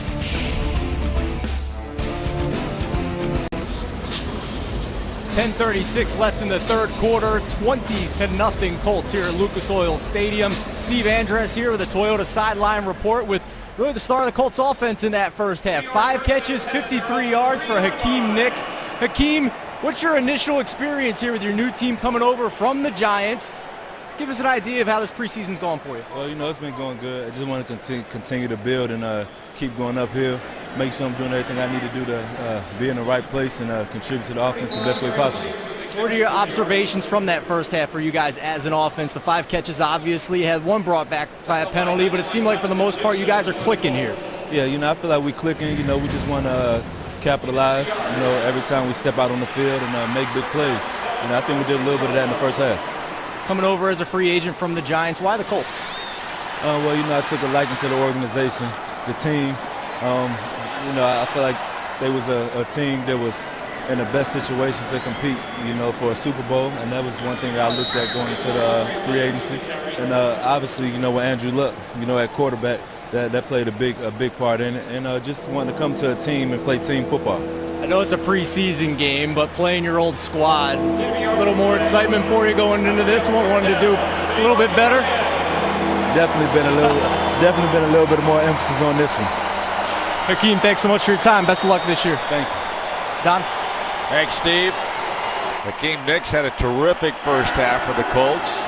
Now it's third down for the Giants at the 6-yard line. And the throw it by Painter incomplete as he tried to hit the receiver out here. That was Julian Talley, first-year player out of UMass. Luchez Purifoy had the coverage on the play, and obviously the Colts do another great job defensively. Last trip to Lucas Oil Stadium, February 2012, and defeated the Patriots in the Super Bowl here. Obviously, their last trip here was pretty successful. They've never had much success against the Colts since Tom Coughlin's taken over. Yeah, but I like what Hakeem Nicks said. He wants to go to the Super Bowl, and he felt like the Indianapolis Colts is the team that he has the best chance of making that happen. Weatherford with a nice punt here. And then how about this return by Nikese Richardson, getting an opportunity. And he tried to get to the sideline. There wasn't much running room, but the Colts have good field position at their own 44-yard line. Chandler Fenner on the stop, and we're in the third quarter of play with the Colts a dominant lead.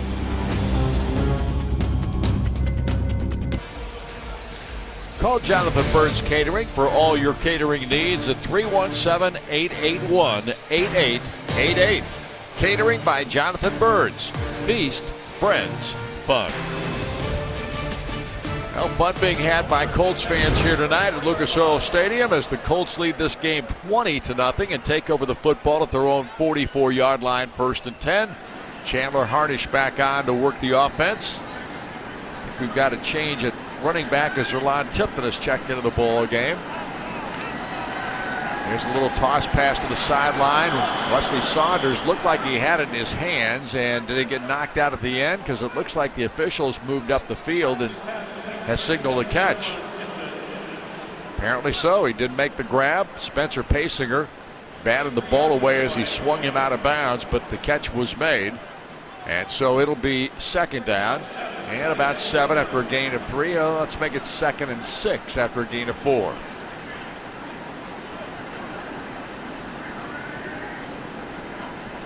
Here's Harnish. Back working again, this time to Tipton. Nice little pop there by the running back.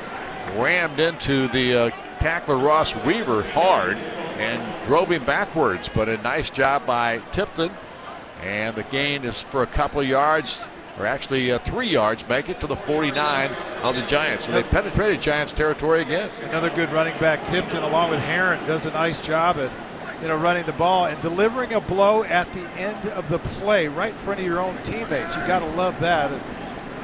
That's what's showing off a little bit. Here's Harnish getting away from one defender, rolling to his right, looking for running room again, and he got hammered down there. They're going to call a penalty. That'll be a face mask. It looked like his neck was going one way and his body the other after he got hit. And that would almost always signal that face Personal mask. foul. Horse collar. 97. 15 added to the run. He grabbed onto that shoulder pad, the back of his shoulder pad, obviously, if it's horse collar. Let's take another look at it. Coming down there, and he got some face mask. He got not only the back of the shoulder pads, but he also got the face mask. Isn't that a double penalty?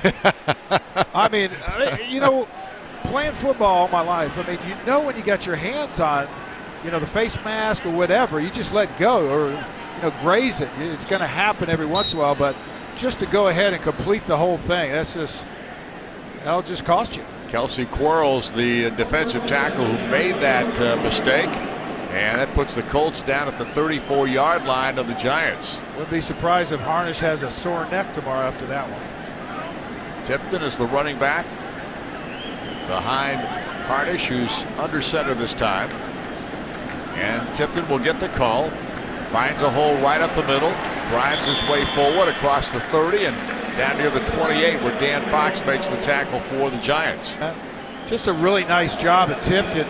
Really patient.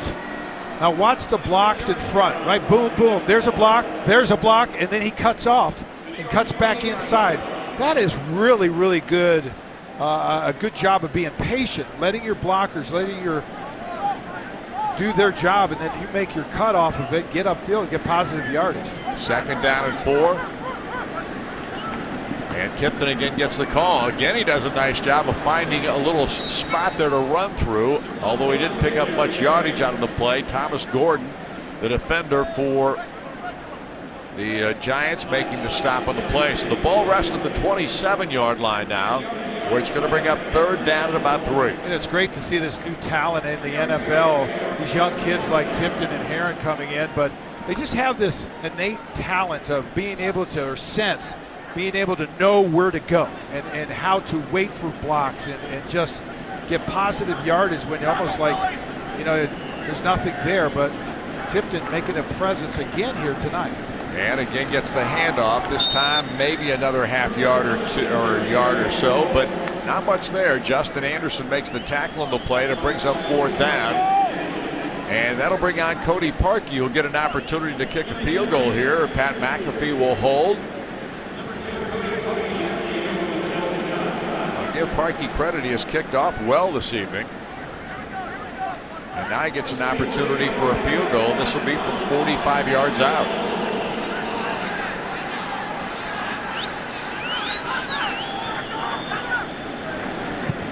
The leg into it, got plenty of leg, and he bangs it through. So his first field goal in a preseason game, a 45-yarder by Cody Parkey. And right now the Colts have taken a 23-0 lead as they head to the sideline.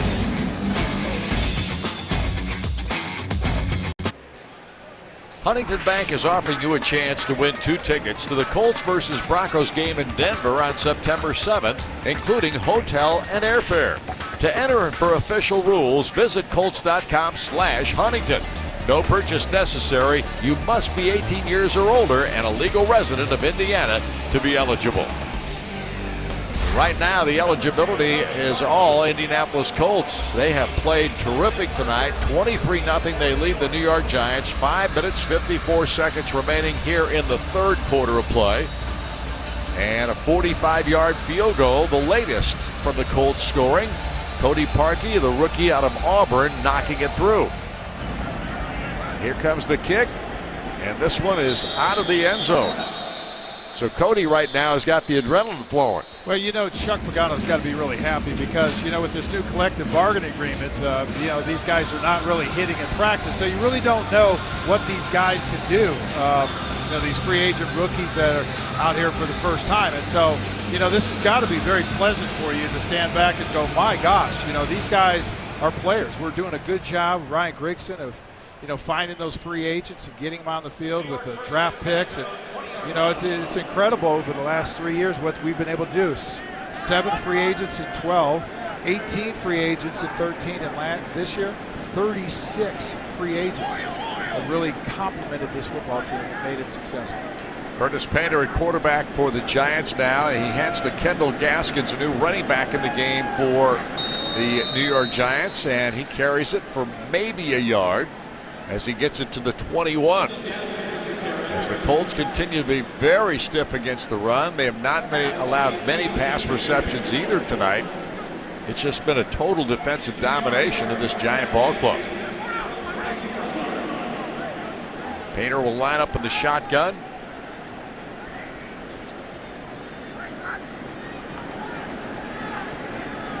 And this time a dump off pass collected out there by Gaskins out of the backfield. And he'll pick up a few as Dewey McDonald comes up and makes the tackle. Rookie out of California with the Colts.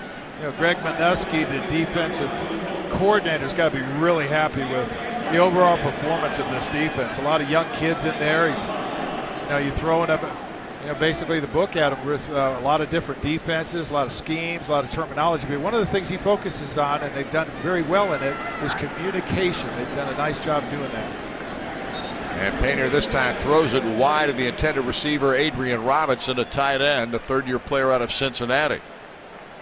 There you see a shot of Greg Minuski, and he paces the sideline and probably trying to suppress a smile. There's a good look at him. Now, that's a football coach right there. That's a tough guy, and that's the same attitude that this Colts defense has. He knew he had to shore up this defense. We were 26th against the run last year, and that's about bringing about DeQuell Jackson in from Cleveland and Art Jones from Baltimore, and try to shore up this front seven defense, and they've done a nice job doing that. Weatherford kicks a short one, and Nukese Richardson fields it out of bounds, and then is tripped up at the very last second as he goes down just across the 30-yard line. Zach Diossi is the man who brought him down with a arm tackle that time, but it was effective enough, and it'll be Colts football, 1st and 10 at their own 33-yard line. With this new training camp, only 30 days, and that's not very long. 30 practices to find out who can do whatever. One of the things I think is the hardest thing is tackling drills.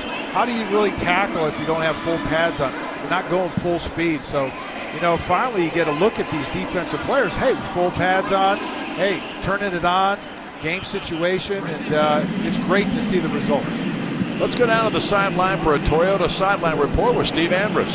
Hey guys, one of the cool things that's going on in the NFL right now in 2014, you're starting to see new technology implemented. Every team in the NFL has the same number of tablets available on their sideline, 28 tablets per team. The charging station, they can take these wirelessly to the bench to kind of see all the different plays and schemes from that all 22 camera to see what's going on. But as you can see over here down below the table, not quite totally obsolete is the binder. There you go. That's what I'm used to. I'm used to paper.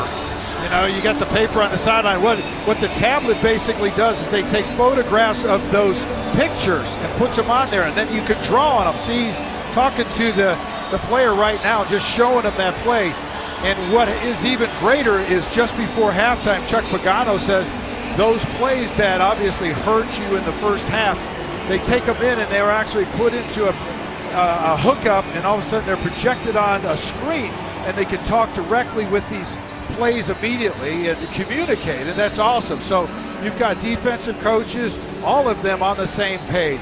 The players all on the same page because they're looking at those plays and understanding what kind of formations they were and how to deal with them when they get back out in the field again. Got to be a computer genius these days if you want to get around and do anything. Here's Chandler Harnish getting chased. A little dump pass to Zerlon Tipton. He leaps over one tackler and drives his way almost for a first down. If he did not get there, I think he got it. Nat Burhay made a trip tackle on him at the very end, but a terrific run by Tipton. I got more on that tablet thing. All the players get them in training camp. There's no more playbook. It's on a tablet, and everything is secure in the cloud, supposedly. Chuck Pagano was telling us, and so you can communicate. Coaches can communicate with the players even in the evening after practices, and they're all on the same page. It's incredible. And Chandler Harnish hands off to Zerlon Tipton again. This time he carries it across the 45-yard line before they bring him down. And let's go down to the sideline and Steve Andrus once again. Here with one of the standout defenders on this Colts team, cornerback Greg Toller. And Greg, before we get into that awesome first half performance for you guys. The guys up in the booth are kind of talking about these new tablets that you guys have down here on the sidelines. How is that different from the old binders? It allows you to do maybe some more things that you couldn't do. You just get a lot of different looks sundown. I say quicker. You don't have to look around for all the paper that's going on. You passing coaches trying to get the calls, trying to get the checks. So that's just, it comes straight down from the computer. So. All right, that first half performance by you guys, a couple of 3 and outs, 4 punch, and forced a turnover on special teams. Why were you guys better today than maybe any day this entire training camp preseason? Oh, man, I think it just comes from training camp. A lot of practice. We correct our mistakes every week. It's just good to get out here against another team. Whereas though last week we had a few mistakes. We weren't playing Colts football, 60 minutes of Colts football. So this week we just try to put the hammer down and just keep the sledgehammer coming. What's the ceiling for you and Vontae Davis? He gets back out here, first preseason action for him. What's the ceiling for you guys as a unit of corners? Oh, man, I think the bar is set high as a team. Coach Pagano says man sharpens man, so we get great looks during the week from our offense. And the defense, we just know if we get the guys the ball back there, do what they have to do to score. Scale of 1 to 10, what kind of camp do you think you've had? Because from everybody I've talked to, our beat writers, coaches, they say you've been one of the standout guys so far. Oh, man, I'm just trying to be accountable. I was unfortunate that I couldn't finish the season out with my guys, and it's just good to be back out there and make the plays that come my way. So anything that's asked of me, whether it's covering a guy, coming up and tackling, I'm just trying to be accountable. Greg, thanks so much for your time. Best of luck this year. Appreciate it. Greg Toller, Don. Thank you very much, Steve. There's Vontae Davis, whose work is done for the night. Colts on this last series here. That's the other cornerstone right there, man. Those corners. Excuse me. Yeah, Vontae Davis, and you got Toller. You got 2 great corners. Like I said, when a defensive coordinator has that, you can call a lot of man-to-man blitzes and get a lot of things done on the defensive side. Chandler Harnish running up the sideline again, and does he pick up the first down? He does. Harnish with another terrific run after he has scampers out of trouble in the backfield. Kerry Wynn, the defensive end, forces him out, but watch this replay. Yeah, nice job at breaking containment for the New York Giants. Does a nice job at turning it upfield. And, he's looking downfield most of the time, and he doesn't see anything. He does the best thing he can do is keep the play alive, and he was able to turn it upfield and get even more than that. So the total yards picture there, the Colts just dominating the Giants in that category, in almost every category tonight. And on this drive, Chandler Harnish has looked very good. Demontre Moore makes the stop this time on Tipton. When you look at Toller, he's just happy to be healthy. I mean, he's had a hamstring, a groin injury last year. He missed the latter part of the year, and he's just glad to be back healthy and back on the field and making things happen. 2nd and 7 for the Colts. Chandler Harnish puts it up in the air, and this one is thrown just a hair too far. I think the intended receiver there might have been Ryan Langford, I believe it was, rookie out of Illinois. So that's going to bring up 3rd down now. Keep working on that garbage can drill, just laying it out there and letting the receiver catch it just a little bit over the receiver and out of the end zone. But he's got the right idea. It's just a matter of getting in there, getting those reps, and having that feel, in a game situation. He's doing a pretty good job. Chandler out of the shotgun formation. Zerlon Tipton with him in the backfield. And here comes pressure again, and Chandler this time can't get away from it as Demontre Moore comes in and makes the stop, and there are flags down. Chandler shaken up on the play. Yep, now he's asking for somebody to help him up, but he's all right. He gets up slowly, however. He got a good shot there. Let's see what happened. Nice speed rush right around Josh Walker. He does a nice job at setting that thing up with an inside step and then back around with a speed rush. It beats personal foul. Piling on. 97. The spot of the foul. Automatic first down. Kelsey Charles is called for a piling on penalty, and that's personal foul. You'll see him come from the left side. He just beat that tackle. I'll tell you that. And no piling on. That cracks me up. There he is. Great speed rush. Goes right around that tackle, and well, I'll tell you this: you've got your hands full. That's a great pass rusher. Did a nice job getting to the quarterback. Well, Chandler Harnish took the brunt of the punishment there, but for the betterment of the team in the sense of the penalty giving the Colts a first down, and now it's first and goal, or first and 10 at the 19-yard line. So we're in the red zone once again. Tipton in the I formation. And nowhere to go, so I guess kind of pauses for a second, cuts back, and is able to pick up positive yards out of the play. Not much there, but he was able to make something out of it as Nat Burhay makes the stop. Yeah, when you're a running back and Tipton's looking for that hole that's the whole play is designed for and nothing's there. All of a sudden he stops, kind of stutter steps, makes ducks on one of the tacklers and gets upfield. It gets at least a couple yards out of that thing. Second down and 8. And Harnish throws it out here to out of the backfield. Nice catch made by Cameron White, a rookie out of Hillsdale College, who gets an opportunity here. And he takes it down inside the 10 or right at the 10-yard line for a first down. Nice action. There's a little flow action there. The back just goes right out of the backfield. It's a zone defense and just delivers the ball out there to the receiver. And he's just short of the first down, but good execution of the whole offense. Yeah, it does line up short of the first down by about a half yard. But they gave it to him initially.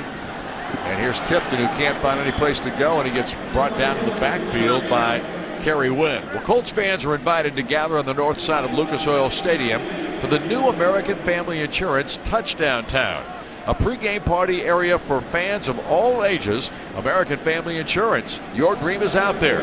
Go get it. We'll protect it. And we're about to end the third quarter here at Lucas Oil Stadium, and it has been a dominating one by the Indianapolis Colts tonight. They lead the New York Giants 23-0 here after 3 periods of play. And the Colts on their way to a first preseason victory in 2 games. As we enter the fourth quarter, it's the Colts 23, the Giants nothing here at Lucas Oil Stadium tonight. Meijer, the official supercenter of the Indianapolis Colts, will be hosting special Blue Friday events throughout the 2014 season. During every Blue Friday, 24 lucky fans will each win 2 tickets to the upcoming Colts home game. For more information, visit Colts.com/Blue Friday. Well, there you see Cody Parkey in the ball game along with Pat McAfee to hold. Parkey will attempt the field goal here from 22. That'll be a 32-yarder. Snaps a good one. Kick is up. And this kick is right through. And Cody Parkey's got his second field goal of the night, a 45-yarder and a 32-yarder now. And the Colts are now leading this thing 26-0. As Tom Coughlin, as the New York Giants coach, has never beaten Indianapolis. He is 0-6 against the Colts. So obviously the Colts continue their dominance over Coughlin and the New York Giants in recent years, and they've also won the all-time series. So obviously the Colts have done a great job here tonight. Take a look at the Citizens Energy Group scoring recap. That drive was 13 plays, so he ate up some time, 54 yards, and Parkey's 31-yard field goal to top it off. That's the Citizens Energy Group scoring recap. Citizens Energy Group, proud to be the Colts conservation partner. Some people say that, preseason games don't count. Well, I'll tell you one thing, winning counts. Anytime that you can win after working hard during the offseason, you come into camp and be able to put on a show like this, these guys should be happy, and they are. Parkey with a big kick. Again, he boots it out of the end zone. And so it'll come back out to the 20-yard line, and that's where the New York Giants will take over. But this has been a completely dominated ball game by the Colts defense. It's really interesting. When we visit with Chuck Pagano before the game and see him out of practice, he's got a soft kind of demeanor about him, but it's something that I think these players really relate to, and they connect with him. And, he just asked them to be the best that they could be, and think about team first, and really about really sacrificing for the team. And he's been able to get it out of these guys, and it's remarkable. That's a sign of a great coach, and he's just done a heck of a job.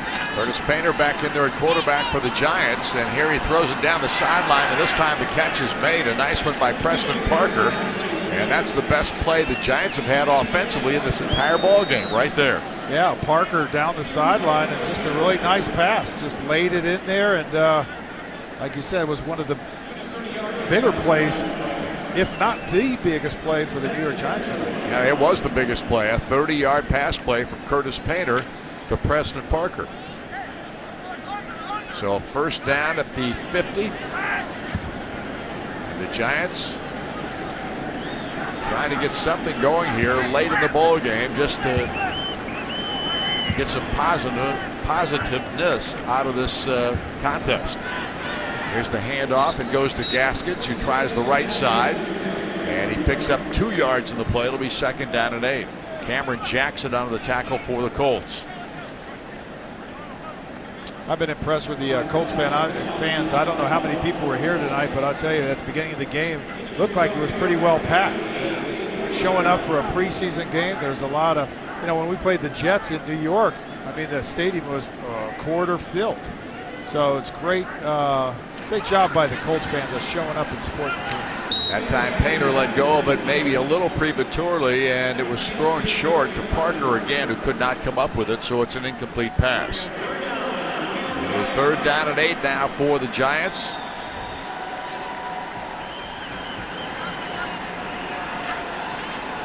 Lots of new faces in there defensively for the Colts in this ball game. Johnny Adams, defensive back from Michigan State. Jackson we talked about. Colts threatening blitz. Painter has time, however. Oh, then he is stuffed. What a job. A tremendous defensive effort. It looked to me Zach Kerr just forced the blocker right back into Curtis Painter, and then they were able to take him down. Dewey McDonald was involved as well. That was called a coverage sack. He was looking downfield. Everybody's manned up. Look at this. He's got to stand there, and everybody's covered. He had nowhere to go, and that's where the pass rushers get to you. I'm telling you, great job defensively, team-wise. Good coverage downfield and good pass rush. Now we're going to have to wait and see. However, another penalty flag went down, and we'll have to see what this one's about. Looks like it's against the Colts. It does not. Does it result in the first down? It does. So the penalty costs Indianapolis. And so it's now 1st and 10 at the 43-yard line. And the Giants' drive continues. That's too bad because it looked like good coverage down the field. Everything looked like there was clean, but obviously you can't touch anybody.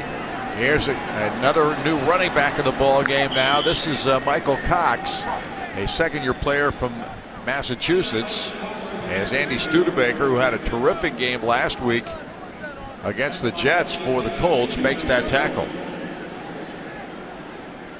Ball marked at the 38-yard line. It'll be second down and about 5. Again, they hand it off, and Cox runs the ball up the middle for a first down. Suddenly, the Giants have something going here. One of the guys that really showed up last week, Enoch Wamba, the linebacker, almost had a play 2 plays ago in the backfield, just missed the tackle, but another guy really making a presence for, getting himself out on this football field, making things happen. And another catch by Parker, and Parker's got a first down at the 15-yard line of the Colts, and the Giants have their first threat of the night. Yeah, they got a nice little drive going. Just helped out by a penalty. Yep, penalty, and Painter's doing a nice job of leading them down the field. Now the Colts have to take a stand right here. They're inside the 15-yard line. Enough is enough, and the red zone shrinks.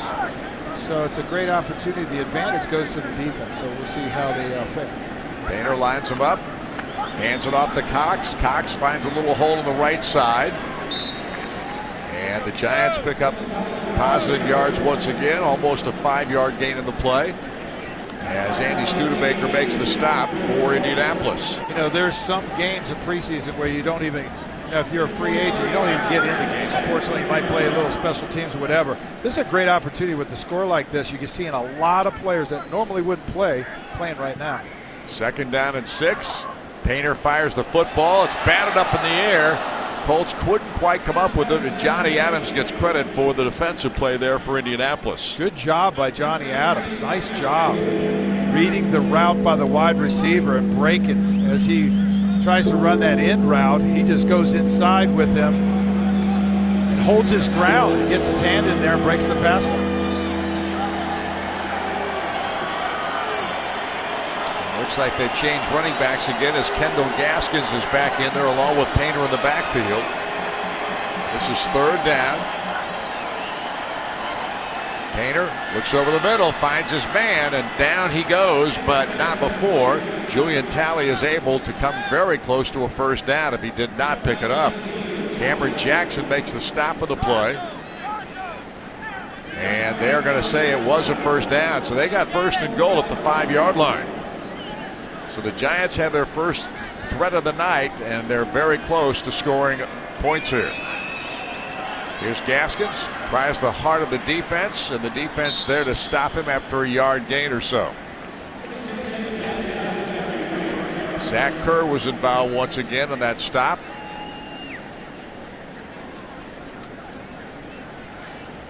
They call it a gain of 2. It'll be second and goal at the 3-yard line. Painter with Gaskins alongside in the backfield. Quick sideline throw, or to the end zone, I should say. And this catch is made for the touchdown. And give the grab to Kellen Davis, the big tight end out of Michigan State. So New York has its first score of the evening with 10:16 to go here in the fourth quarter. And there's another flag down, so we'll just have to wait and see. I'll tell you, David Sims. Fine. Touchdown. A little slow with the microphone of the referee tonight, but that call was against the Colts, a holding call negated.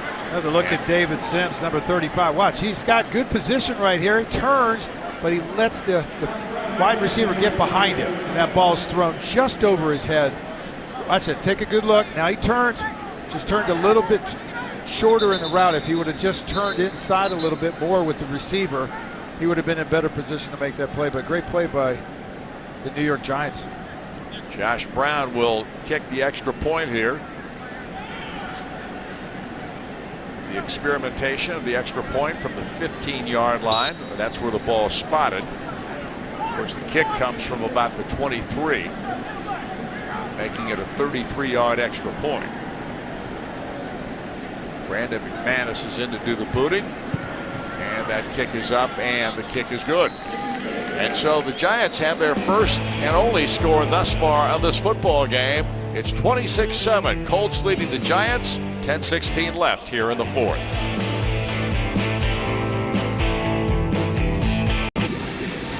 Well, there you see the score is now 26-7 as the Giants get their first touchdown of the ball game, their first points of this ball game here in the fourth period of play. You know, win a year's supply of Bluebell ice cream and a pair of sideline seats for the Colts home opener with the Eagles. Register now at Colts.com/Bluebell. Bluebell is a proud sponsor of your Indianapolis Colts. And Josh Brown back in the ball game to kick off for the Giants. Tony Washington is going to get an opportunity to return this time for the Indianapolis Colts. Here comes the boot. And Washington will field it about 9 yards deep, and he's going to bring it out. Washington wants the opportunity to run, and he's doing so. There's a flag that comes down as Washington goes down around the 23-yard line. So another penalty flag has been thrown, and those things have come down. Holding. 35. Spot of the foul. First down. And that's the kind you do not want to see, is there's a hold called against the Colts, David Sims. And so that will negate the return by Washington, and it'll come back as the ball will be spotted at the 6-yard line, and that's where the Colts will start deep in their own territory. There you see a shot of Tom Coughlin. That last drive, an 11-play 80-yard drive, and it was helped dramatically by a penalty on third down, in which the Colts had the Giants stop, but unfortunately the penalty gave them another opportunity, and they took advantage. Now Chandler Harnish, and there's a fumble by the Colts. New running back Philip Tanner in the ball game, and that ball popped up in the air, And it's recovered in the end zone. We'll have to wait and see who's on top of it. Wow, that looked like Tanner got popped as soon as he got the ball. And it's a touchdown for the New York Giants. I mean, somebody laid the wood to him. I mean, hit him, got some great penetration. Got his head in there, got that ball. Whew. I'm going to say it might have been Bennett Jackson who had the recovery, a rookie out of Notre Dame. Boom. Ball pops up in the air, tipped around, knocked around. Hard to tell who recovered it on that scrum. No, it wasn't Jackson. Gaskins did a nice job. He's the guy that caused the fumble. I don't know who recovered the ball. It was in a scrum, but Justin Anderson, I think, is who you're thinking of. They have the same number. Oh, do they? Yeah. Gaskins is the offensive running back, and Anderson's a defensive back, a linebacker. Yeah, he just came flying in there. He did a nice job of getting his helmet right across, causing that fumble, drilling Tanner in the backfield, causing that fumble. That's a big hit. And we have a timeout on the field before the extra point kick. Believe it or not, 10 minutes to go in this football game, and the Giants have scored 2 quickly. There you see the score, 26-13. Colts leading the Giants, but they're having a long replay here of what's going on out there in the field. What happened in that scrum and what happened after review. The ruling on the field stands. Touchdown. So whatever they decided there, they rule in favor of the play standing. A hit, the ball pops up in the air. Yeah, that's a good hit right there by Anderson. Ball's up in the air. Now, question is it on the end zone or in the end zone line? Did you call Didn't look like it made it there. I guess they're going to say they never had control. And if that ball got knocked loose again, it probably got knocked over the end zone line, and that's why they're going to stay with it. Brandon McManus knocks home the extra point kick, and so it is now 26-14. And all of a sudden, Barry, things have changed a little bit. Yeah, I mean, you're talking about a shutout, which was, looking very probable. And almost the next thing you know, there's 14 points. They did a nice job. Painter moved the ball down with that 80-yard drive and put points on the board. And then they get that turnover, like you said, things change quickly. Tom Condon probably has some nice words to say at halftime to his football team. Better pick it up, and they've responded so far. I still go back to that penalty. They had them third down. The Colts had them stopped. It was third down and long, and the Colts stopped the play. But there was a penalty on that play, and next thing you know, that gives the Giants new life, and they took advantage of it. And now all of a sudden, you've got 14 points on the scoreboard for the Giants. Another mistake made with a turnover, and Brandon McManus is now back to do the kicking once again for the Giants. Here's the boot. Tony Washington will let this one go out of the end zone, and it'll come out to the 20 on the touchback. So it's not a new football game yet, but nevertheless, 14 quick points by the Giants makes it a little more interesting than it once was. Now let's go down to the sideline for a Toyota Sideline Report with Steve Andrus.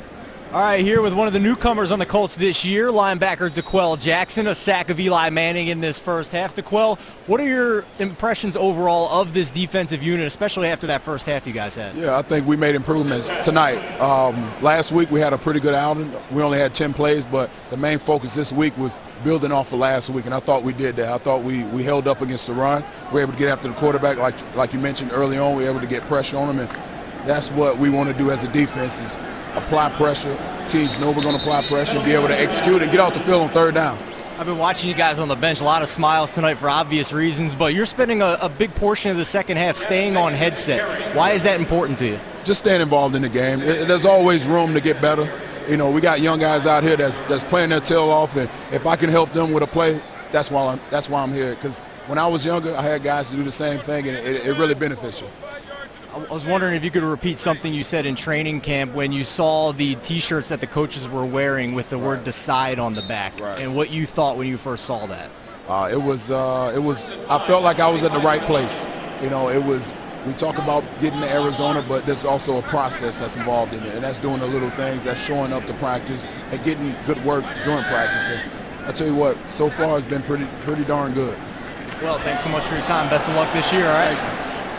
And here's Chandler Harnish going deep down the field, and 2 players on the football, Tony Washington, and they're going to give it to him. They're going to say both players caught the football simultaneously, and that always goes to the offense. So Tony Washington will get credit for the catch there, even though Bennett Jackson was right there with him, grabbing at it at the same time. We'll see it again. Wow, you see a good shot of Harnish just throwing that ball up there, get a little separation, and they're going to give it to the Colts, but they're going to review it now. Well, they'll review, but if it's a simultaneous catch, it goes to the offense. It looked like New York really had the ball when it came down, but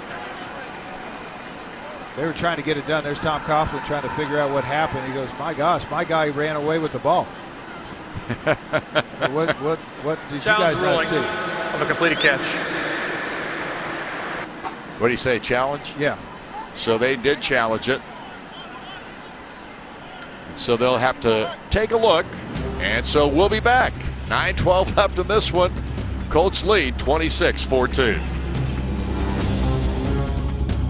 There you see the replay officials taking a look at the previous play in which it looked like a simultaneous catch between Tony Washington and believe was the other player. I can't remember who it was. Was it Bennett Jackson? We're going to take a look at it again. That was a little bit quick. We'll see one more time. Yeah, they both are in position. They go up, and both Ruling of a completed catch have their stands. hands. Charge New York. Timeout. Yeah. So they're saying First down. Washington had control of it when he hit. It's basically a simultaneous catch, Yeah. and it- when it goes in that case, it's always an offensive play. Is that called tie goes to the runner? That's pretty much the same scenario. No, tie does not go to the runner. He's out. Oh, he's out. Okay. Well, in this case, he's in. If we're talking baseball, he's out. So the offense continues with the football for the Colts, and it is first down at the 41 of the Giants now. Tom Coughlin did not like the call, and he is upset about it, but the official says, hey, the replay tells us everything that we need to know. And Steve Andrus has a little Toyota sideline report regarding that fact. Yeah, guys, a really big development with instant replay this year. You've seen some of the national broadcasts in the NFL in recent years bring in a former official to consult with on replays. Well, now NFL referees can do the same exact thing when they come into the instant replay booth. They can consult with senior officials in the NFL's instant replay command center in New York City. I spoke with a referee from this season who told me that it's not necessarily a second opinion on those replays, but more of another opinion from on high. Well, I guess that's what you need, right? You need everybody to help you as best they can. Second down and 10 after that incomplete pass by Harnish. And here's a little run. And that was Philip Tanner once again. Fourth-year player out of Middle Tennessee State, getting the opportunity here. Had a costly fumble earlier that resulted in a Giants recovery and a touchdown in the end zone.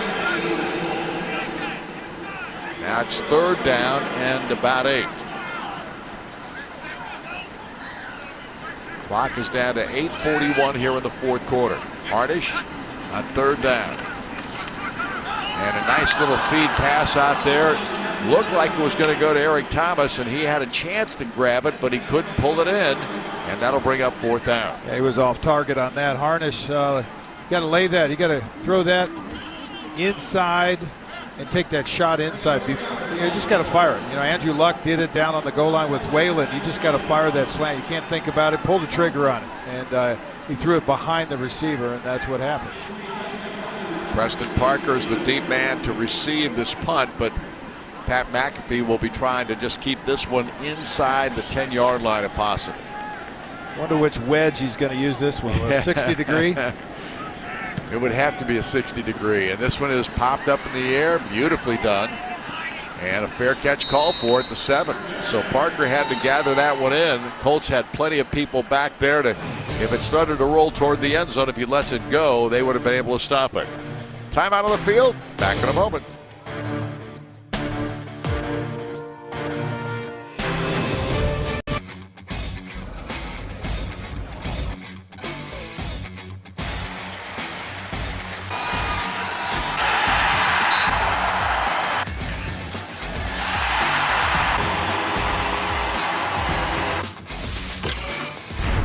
There you saw some of the fun times tonight as the Colts lead the New York Giants. All the Giants damage has been done here late. Colts were pitching a shutout for a long time in this ball game at 26-0. But a couple of quick Giant touchdowns, and they've gotten at least something going here in the fourth quarter as the Giants once again try to move upfield. And let's see, they've got a new quarterback in the ball game. It's Ryan Nassib. Quarterback 6'2", 223, a second-year player out of Syracuse.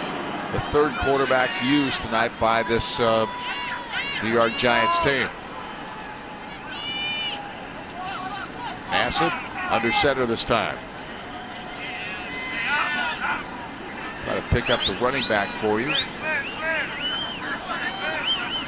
Maybe a new face as well. That's Michael Cox. He's been in there for a few plays.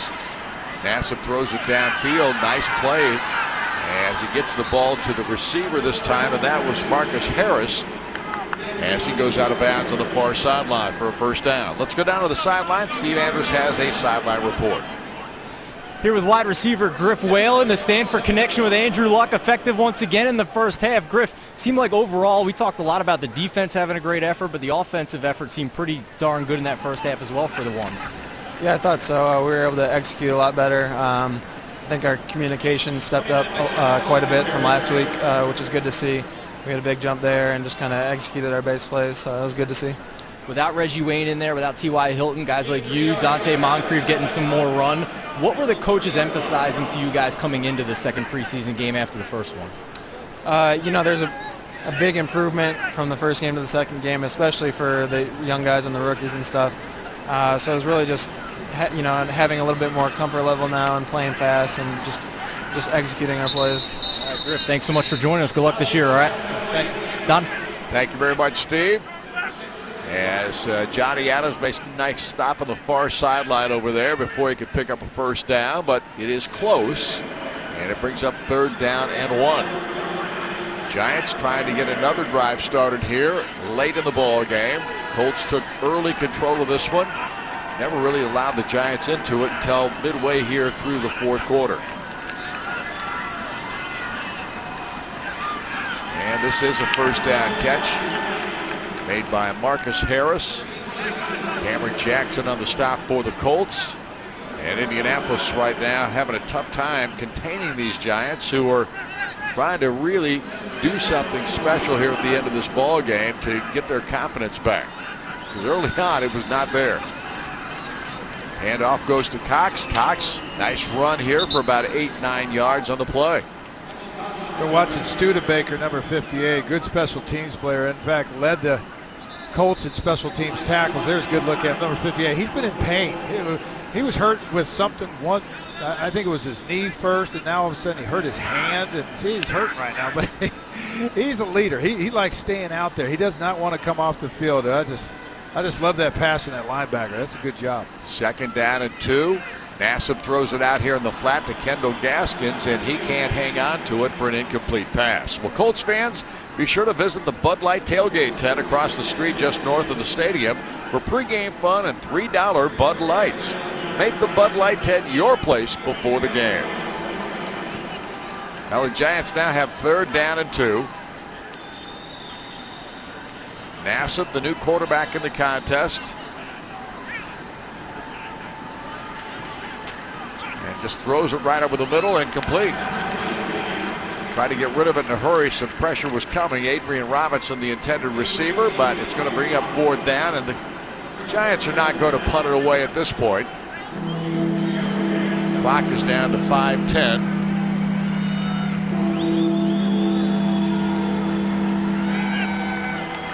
Colts with a dominating lead early, 26-0. Still comfortable at 26-14.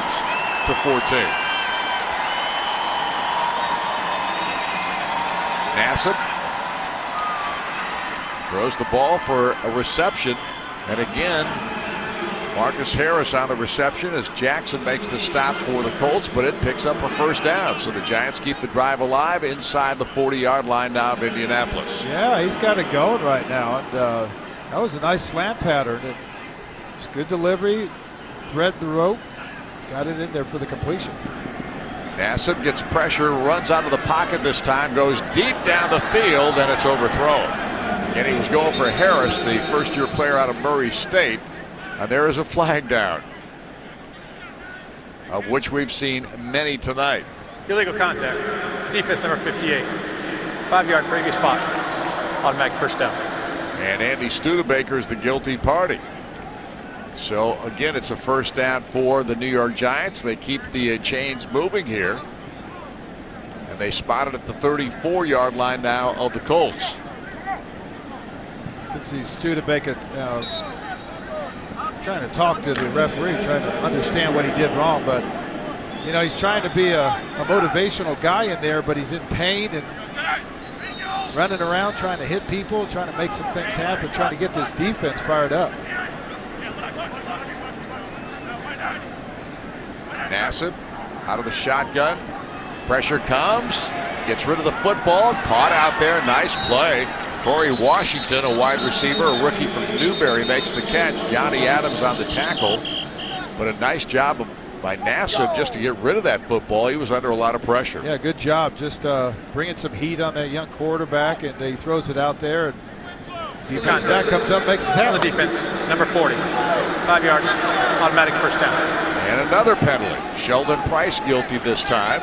Another first down for the Giants, so they continue to move the football via the penalty route as much as they are moving it themselves. Don, have we got an official penalty flag counter? How many times it's been thrown? We don't. I don't know if we have it or not. We may be able to. Could you say 30? Figure it out.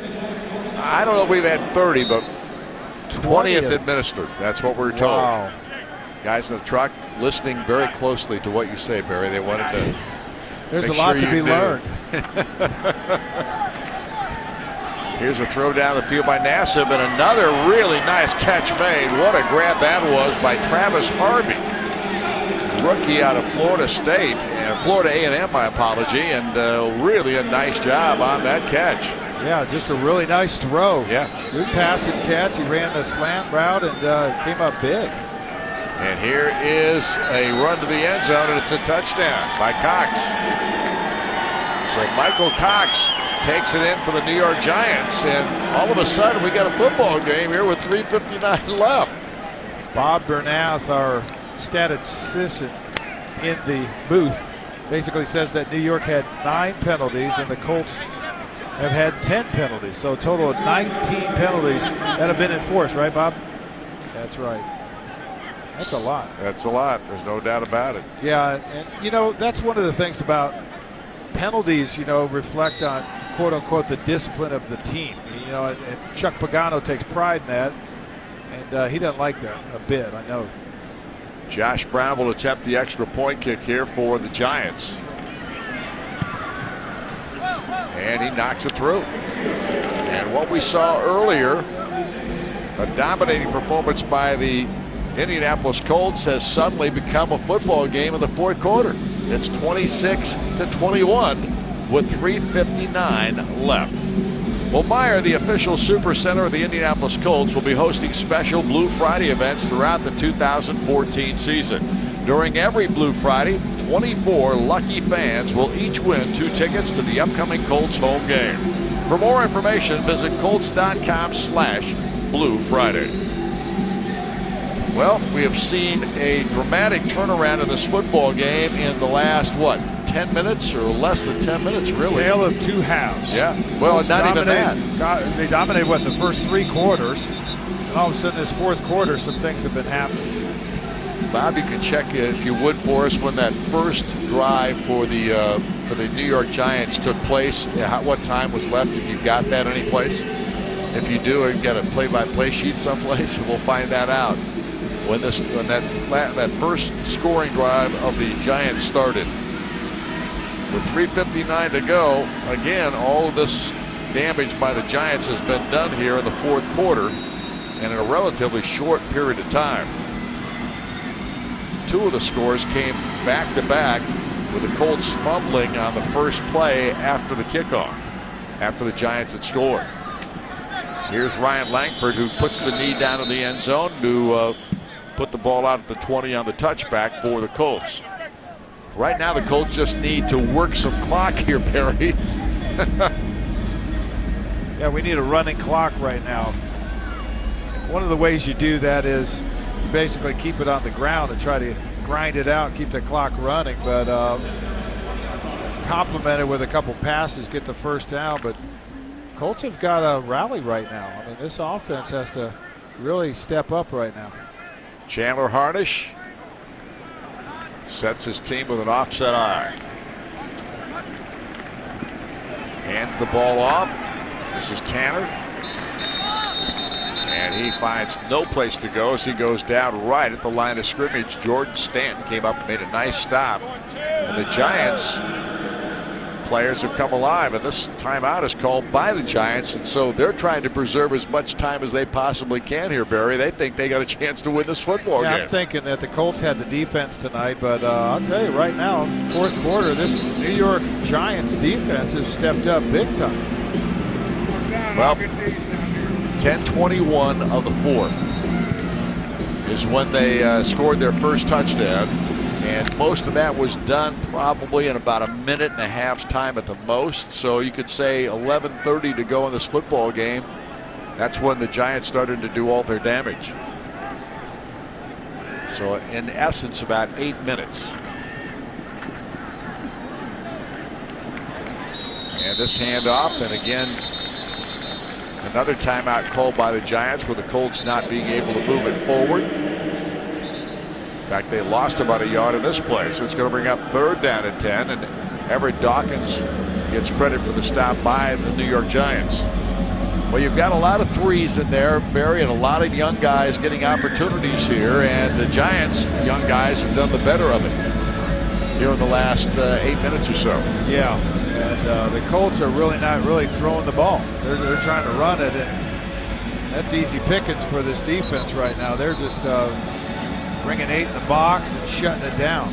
Doing a real good job, physical at the point of attack, and they're stepping up, and it's pretty impressive. I mean, Tom Coughlin's got to be pretty happy with what this football team's done in the last, like you said, 8 minutes of the game. Down to 3:48. A couple of timeouts have stopped the clock for the Giants. They've got the 2-minute warning to work with, plus one other timeout, I believe. So they're going to get the football back with plenty of time left in this football game. Here's a long throw down the sideline to Langford, but it is overthrown by Chandler Harnish. And the Colts once again will have to punt the ball away, and there's still 3:43 to go. Pat McAfee will come on, and he'll be punting deep in his own territory. Preston Parker will be back to receive. And McAfee will be trying to kick this one a ton. Yeah, this is a good time for McAfee to really get his foot in there and not only get the distance, but also get the hang time. It's really important that you get hang time so your cover team can get down there and make the tackle. And McAfee gets a good leg into it, drives Parker all the way back to the 22-yard line. And here he comes to the sideline, and Parker turns it upfield. And he is going to go to the 50 before he's knocked out of bounds. There's a flag, however, back around the 27-yard line. So we'll see what that's all about. You know, that's one of the tough things about punting that far down the field. It doesn't have that hang time, so the cover team doesn't get down there. Blindside block, number 88. Half the distance spot of foul. First down. That's called out-kicking your coverage, and that's what happens. Great return, but, you know. It's negated. Thankfully, there was a flag on the play, which is surprising. Yeah, Travis Harvey was called for a penalty there. And so the ball comes back. And let's see where they're going to put it.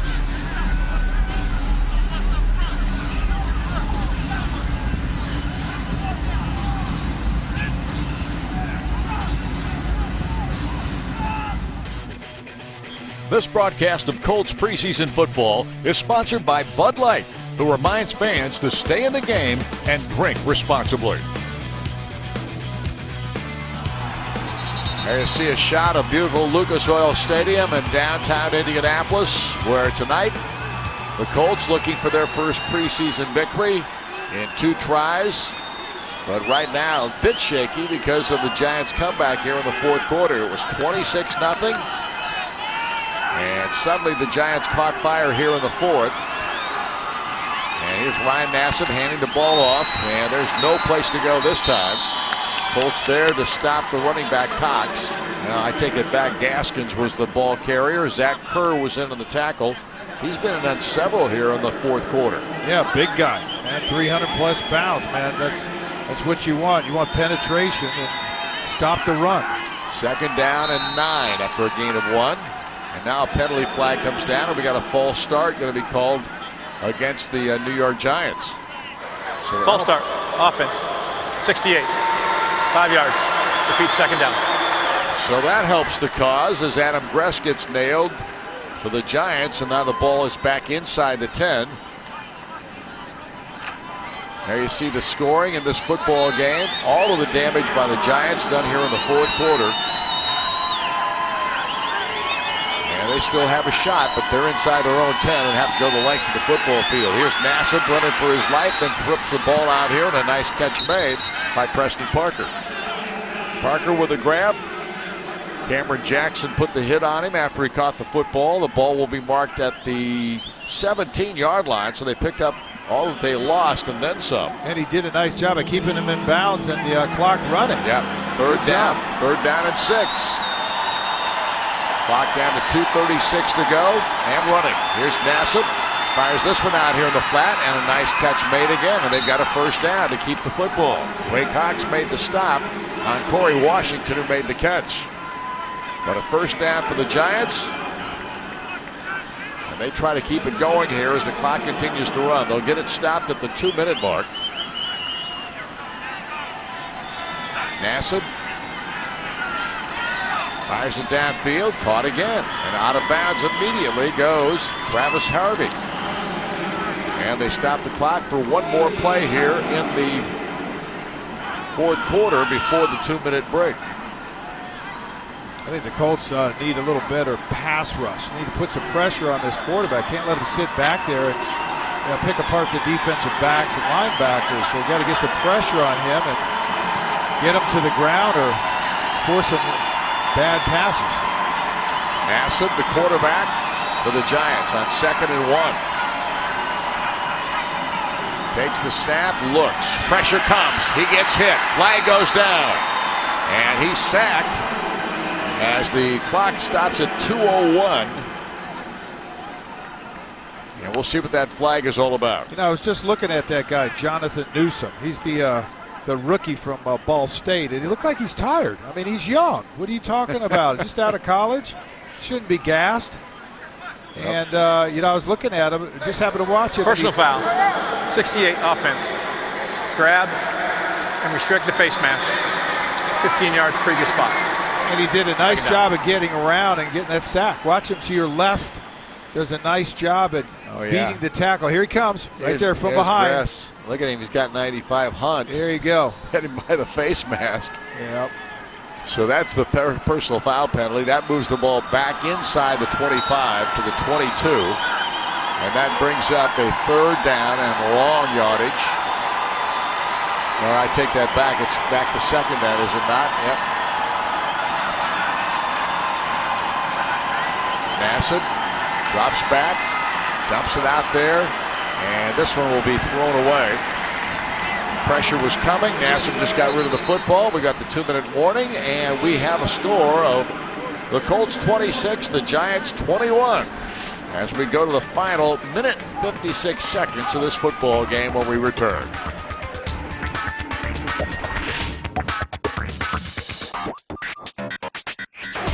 Here at Lucas Oil Stadium, 1:56 remaining. The Colts still lead 26-21 after dominating 26-0 until this 4th quarter.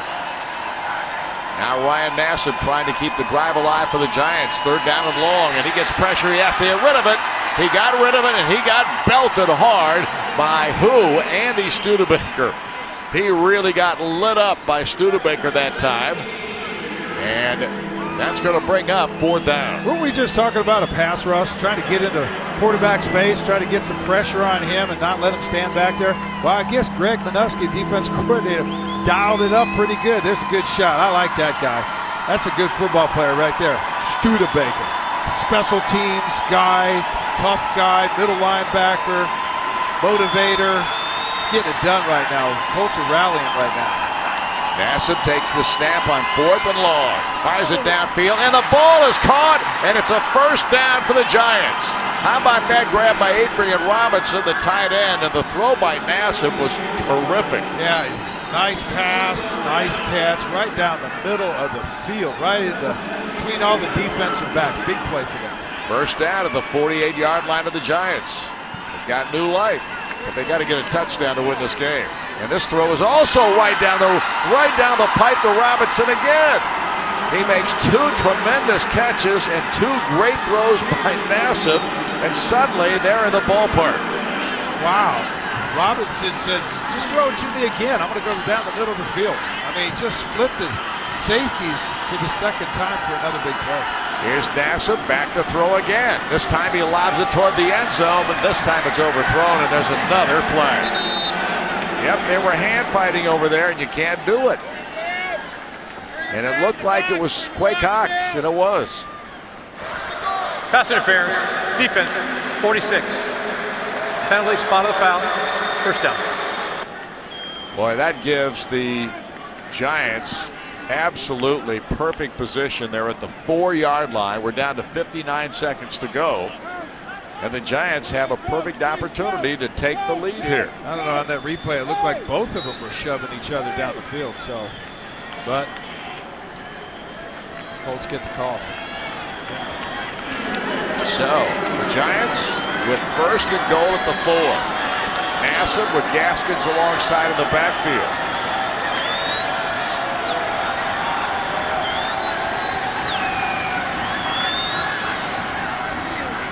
Throws it to the end zone again. Timing pass, catch made, touchdown Giants. And that grab made by Corey Washington. And the Giants have taken the lead. Wow. 27-26, 55 seconds left. All of the scoring by the Giants here in the last 10 minutes or so. And you got to give a lot of credit to this Giants defense and then offense being able to take it down the field on the Colts defense. And that was just a great play. Washington went right up, took that play. That was a great drive by them. And wow, in the 4th quarter, the momentum has totally changed. So the New York Giants, they're going for a 2-point conversion here. So if the Colts do something special here in the final 55 seconds and somehow get it in position to kick a field goal and do so, it would only tie the football game. Tom Coughlin wants to go undefeated in the preseason. It surely looks like it. I don't think he was thinking that way in the first 3 quarters. I know he wasn't. He's just trying to get something back here in the 4th quarter to regain some confidence. Here's Nassib. Throws it right over the middle. This time it's deflected and knocked to the ground. Robinson was the intended receiver on the play, and he has been special on this drive. But this time to no avail, and the Giants lead by a single point. Well, we got 55 seconds to go, Barry, and despite the score right now with the Giants leading for 3 quarters plus tonight, it was the Indianapolis Colts who absolutely dominated this football game. Yeah, and it started off with a great defensive evening for the Colts. They just got it done defensively. And when you talk about 1st and 2nd teams, that's what you're looking for in the preseason. Get them in and get them out, and then get the younger kids, free agents, taking a look at them. And I think they've accomplished it. Unfortunately, you do want to win the game. You don't want to see this happen. And, you got to give a lot of credit to Tom Coughlin. And, when you're thinking about 3 quarters being shut out by 26 points, you're thinking, hey, you're nailing those nails in the coffin. And Tom Coughlin doesn't tolerate that. He's a winner, a champion. And somehow he's been able to light a fire underneath this Giants defense in the 4th quarter. And it's made all the difference. So And a lot of credit to New York for coming back in this game. Tony Washington is the deep man off of the Brandon McManus kick. And again, he puts the knee down immediately. So no time runs off the clock, and they'll bring it out to the 20-yard line. The positives, I think, in this ball game far outweigh the negatives. And again, we have to point out from a Colts perspective that this first and second units have not been in there in the fourth quarter. Right, and I think they did a nice job. And that's one of the most important parts of it. Not taken away from any of these young guys that are out there trying to make it happen, but that's what you're looking for in the preseason. You're preparing for that opening game September 7th against the Denver Broncos. Chandler Hardish back in there to quarterback. This little dump pass off to Tanner onto the backfield. Tanner makes a nice run up the sideline, goes out of bounds. So the Colts get a nice play out of it as Tanner carries it out near the 28-yard line before he's knocked out. It'll be an 8-yard gain. The clock stopped at 48 seconds. A nice job at running, obviously, and really having a presence of mind of getting out of bounds, stopping the clock, and being aware of where you are in the field and, helping your team, and that's what Tanner did on that one by getting out of bounds and stopping the clock. Harnish will work out of the shotgun. Second down and 2. And fires it out here. A nice catch made. A beautiful job by Eric Thomas, the rookie out of Troy. Ross Weaver, the defender on the play, makes the stop, but a really nice grab for a first down. Yeah, really nice. It looks like almost like a comeback route. He comes back out of it. Little out route there. Ball's thrown right on target. He goes up there with two hands and brings it down. Nice job. Nice concentration of bringing that ball down. And the Colts pick up a first down, so they continue with the football to the 40-yard line. I mean, legitimately, they probably need about 30 more yards to get a shot at a field goal. They've got plenty of time to do it, 41 seconds. Harnish, now the whistle blows the play dead, and we have a timeout called by the Colts. Timeout, Indianapolis. Their first 30-second timeout. This might be the longest preseason game I've ever been a part of. Isn't there a rule? Is it not? Yeah, isn't it a rule in the fourth quarter you don't call timeouts in preseason games? Prolonging it. You'd have to talk to Tom Coughlin first now. I know. I'll tell you this. I think Harnish is doing a pretty good job on this drive. He's throwing the ball pretty nice and trying to move this ball down the field. But you got to look at. All of a sudden, the tables turned, and Pagano now wants to win this game. He wants to end it up as a big W for this football team. So, yeah, why not call timeout and give your team the best opportunity to win? First and 10. Harnish takes the snap. Long, deep throw this time. And I'm telling you what, Nikese Richardson had a guy all over him, and the flag should have been flying. I don't know why. After what we've seen tonight on most of these plays, they didn't throw one there. Ross Weaver had the coverage of the play, and he had hands all over Nikese Richardson. Yeah, I think he was touching past 5 yards. Look at Pagano's trying to show the referee. Look, he's all over his back. Look, he's touching him right there. He's grabbing him. But what he's probably saying is the referee is the ball was overthrown. Yeah, it wasn't catchable. So we've got second down and 10. Harnish, nice little pass out here to Tanner on the backfield that makes positive things happen, but a flag comes down again.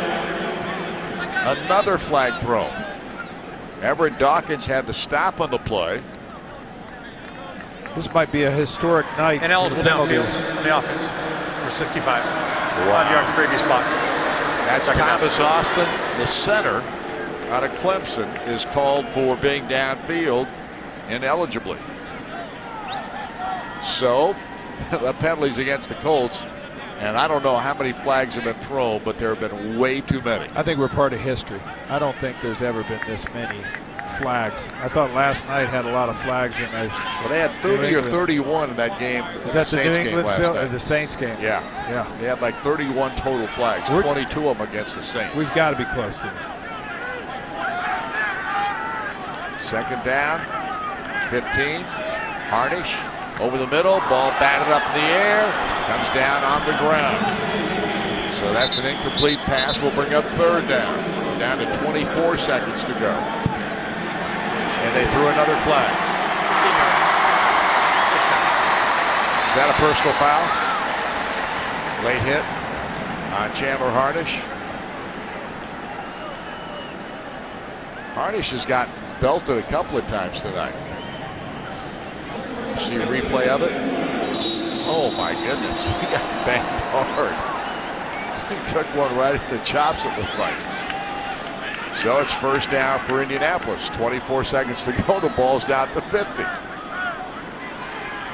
got to say a big thank you for that one. And this throw was made before the receiver ever made his turn. And the receiver, of course, was Eric Thomas.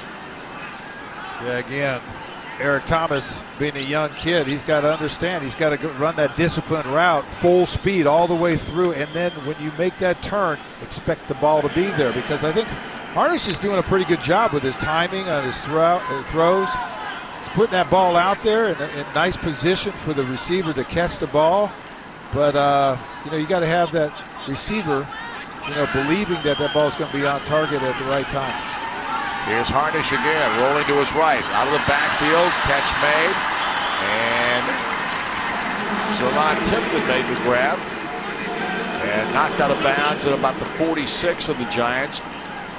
Terrell Manning is the man who made the hit on him. Clock is down to 14 seconds. It's stopped. Third down at about 6.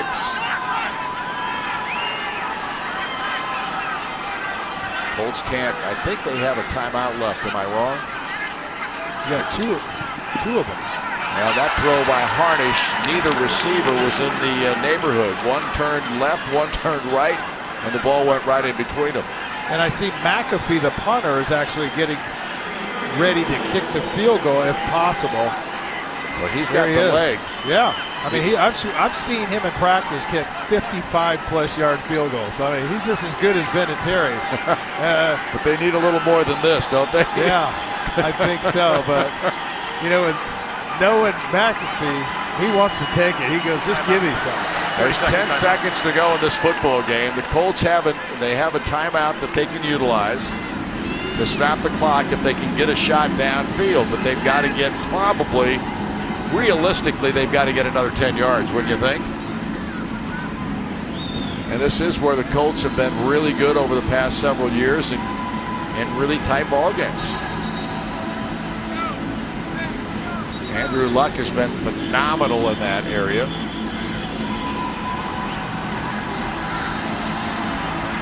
McAfee's coming out in the field right now. It's fourth down. I failed to see that. It's fourth down now, so McAfee's going to get a shot.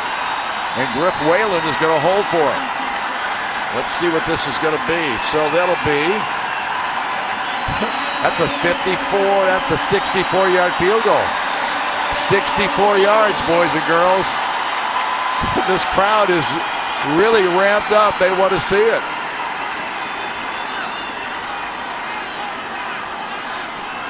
Ten seconds, all that's left. McAfee gets the leg into it.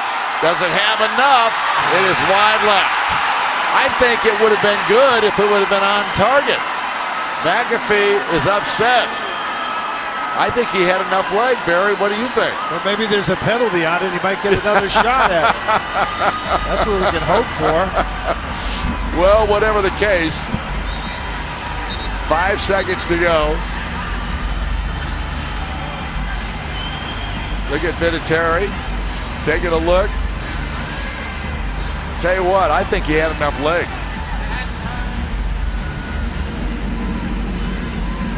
Now you see Pat McAfee, he knows that it's a little bit left, but I think he knows he had enough leg. Well, whatever the case, the Giants will win this football game by taking a knee here. And that's what they do, and that's the end of this football game. And the Giants make a terrific fourth quarter comeback after the Colts had them down 26-0. Nevertheless, a terrific performance by the Colts through 3 quarters of this game tonight. And then when the young guys got in there, they couldn't quite hold on. The Giants get credit for the victory. And they are 3-0 in the preseason, while the Colts now 0-2 and lose by a single point here tonight. But as I said, the positives, I think, far outweigh the negatives, Barry. Yeah, all the starters got out there, and the Colts played well on offense, defense, and special teams. So we walk away with that, and unfortunately, not on the scoreboard. Well, final score, New York Giants 27, Indianapolis Colts 26. Thanks for watching Colts preseason football on the Colts Network. Be sure to tune into our next preseason telecast Thursday, August 28th at 7 p.m. Eastern Time as the Colts travel to Cincinnati. For Barry Krause and Steve Andrus, I'm Don Fisher. So long, everybody.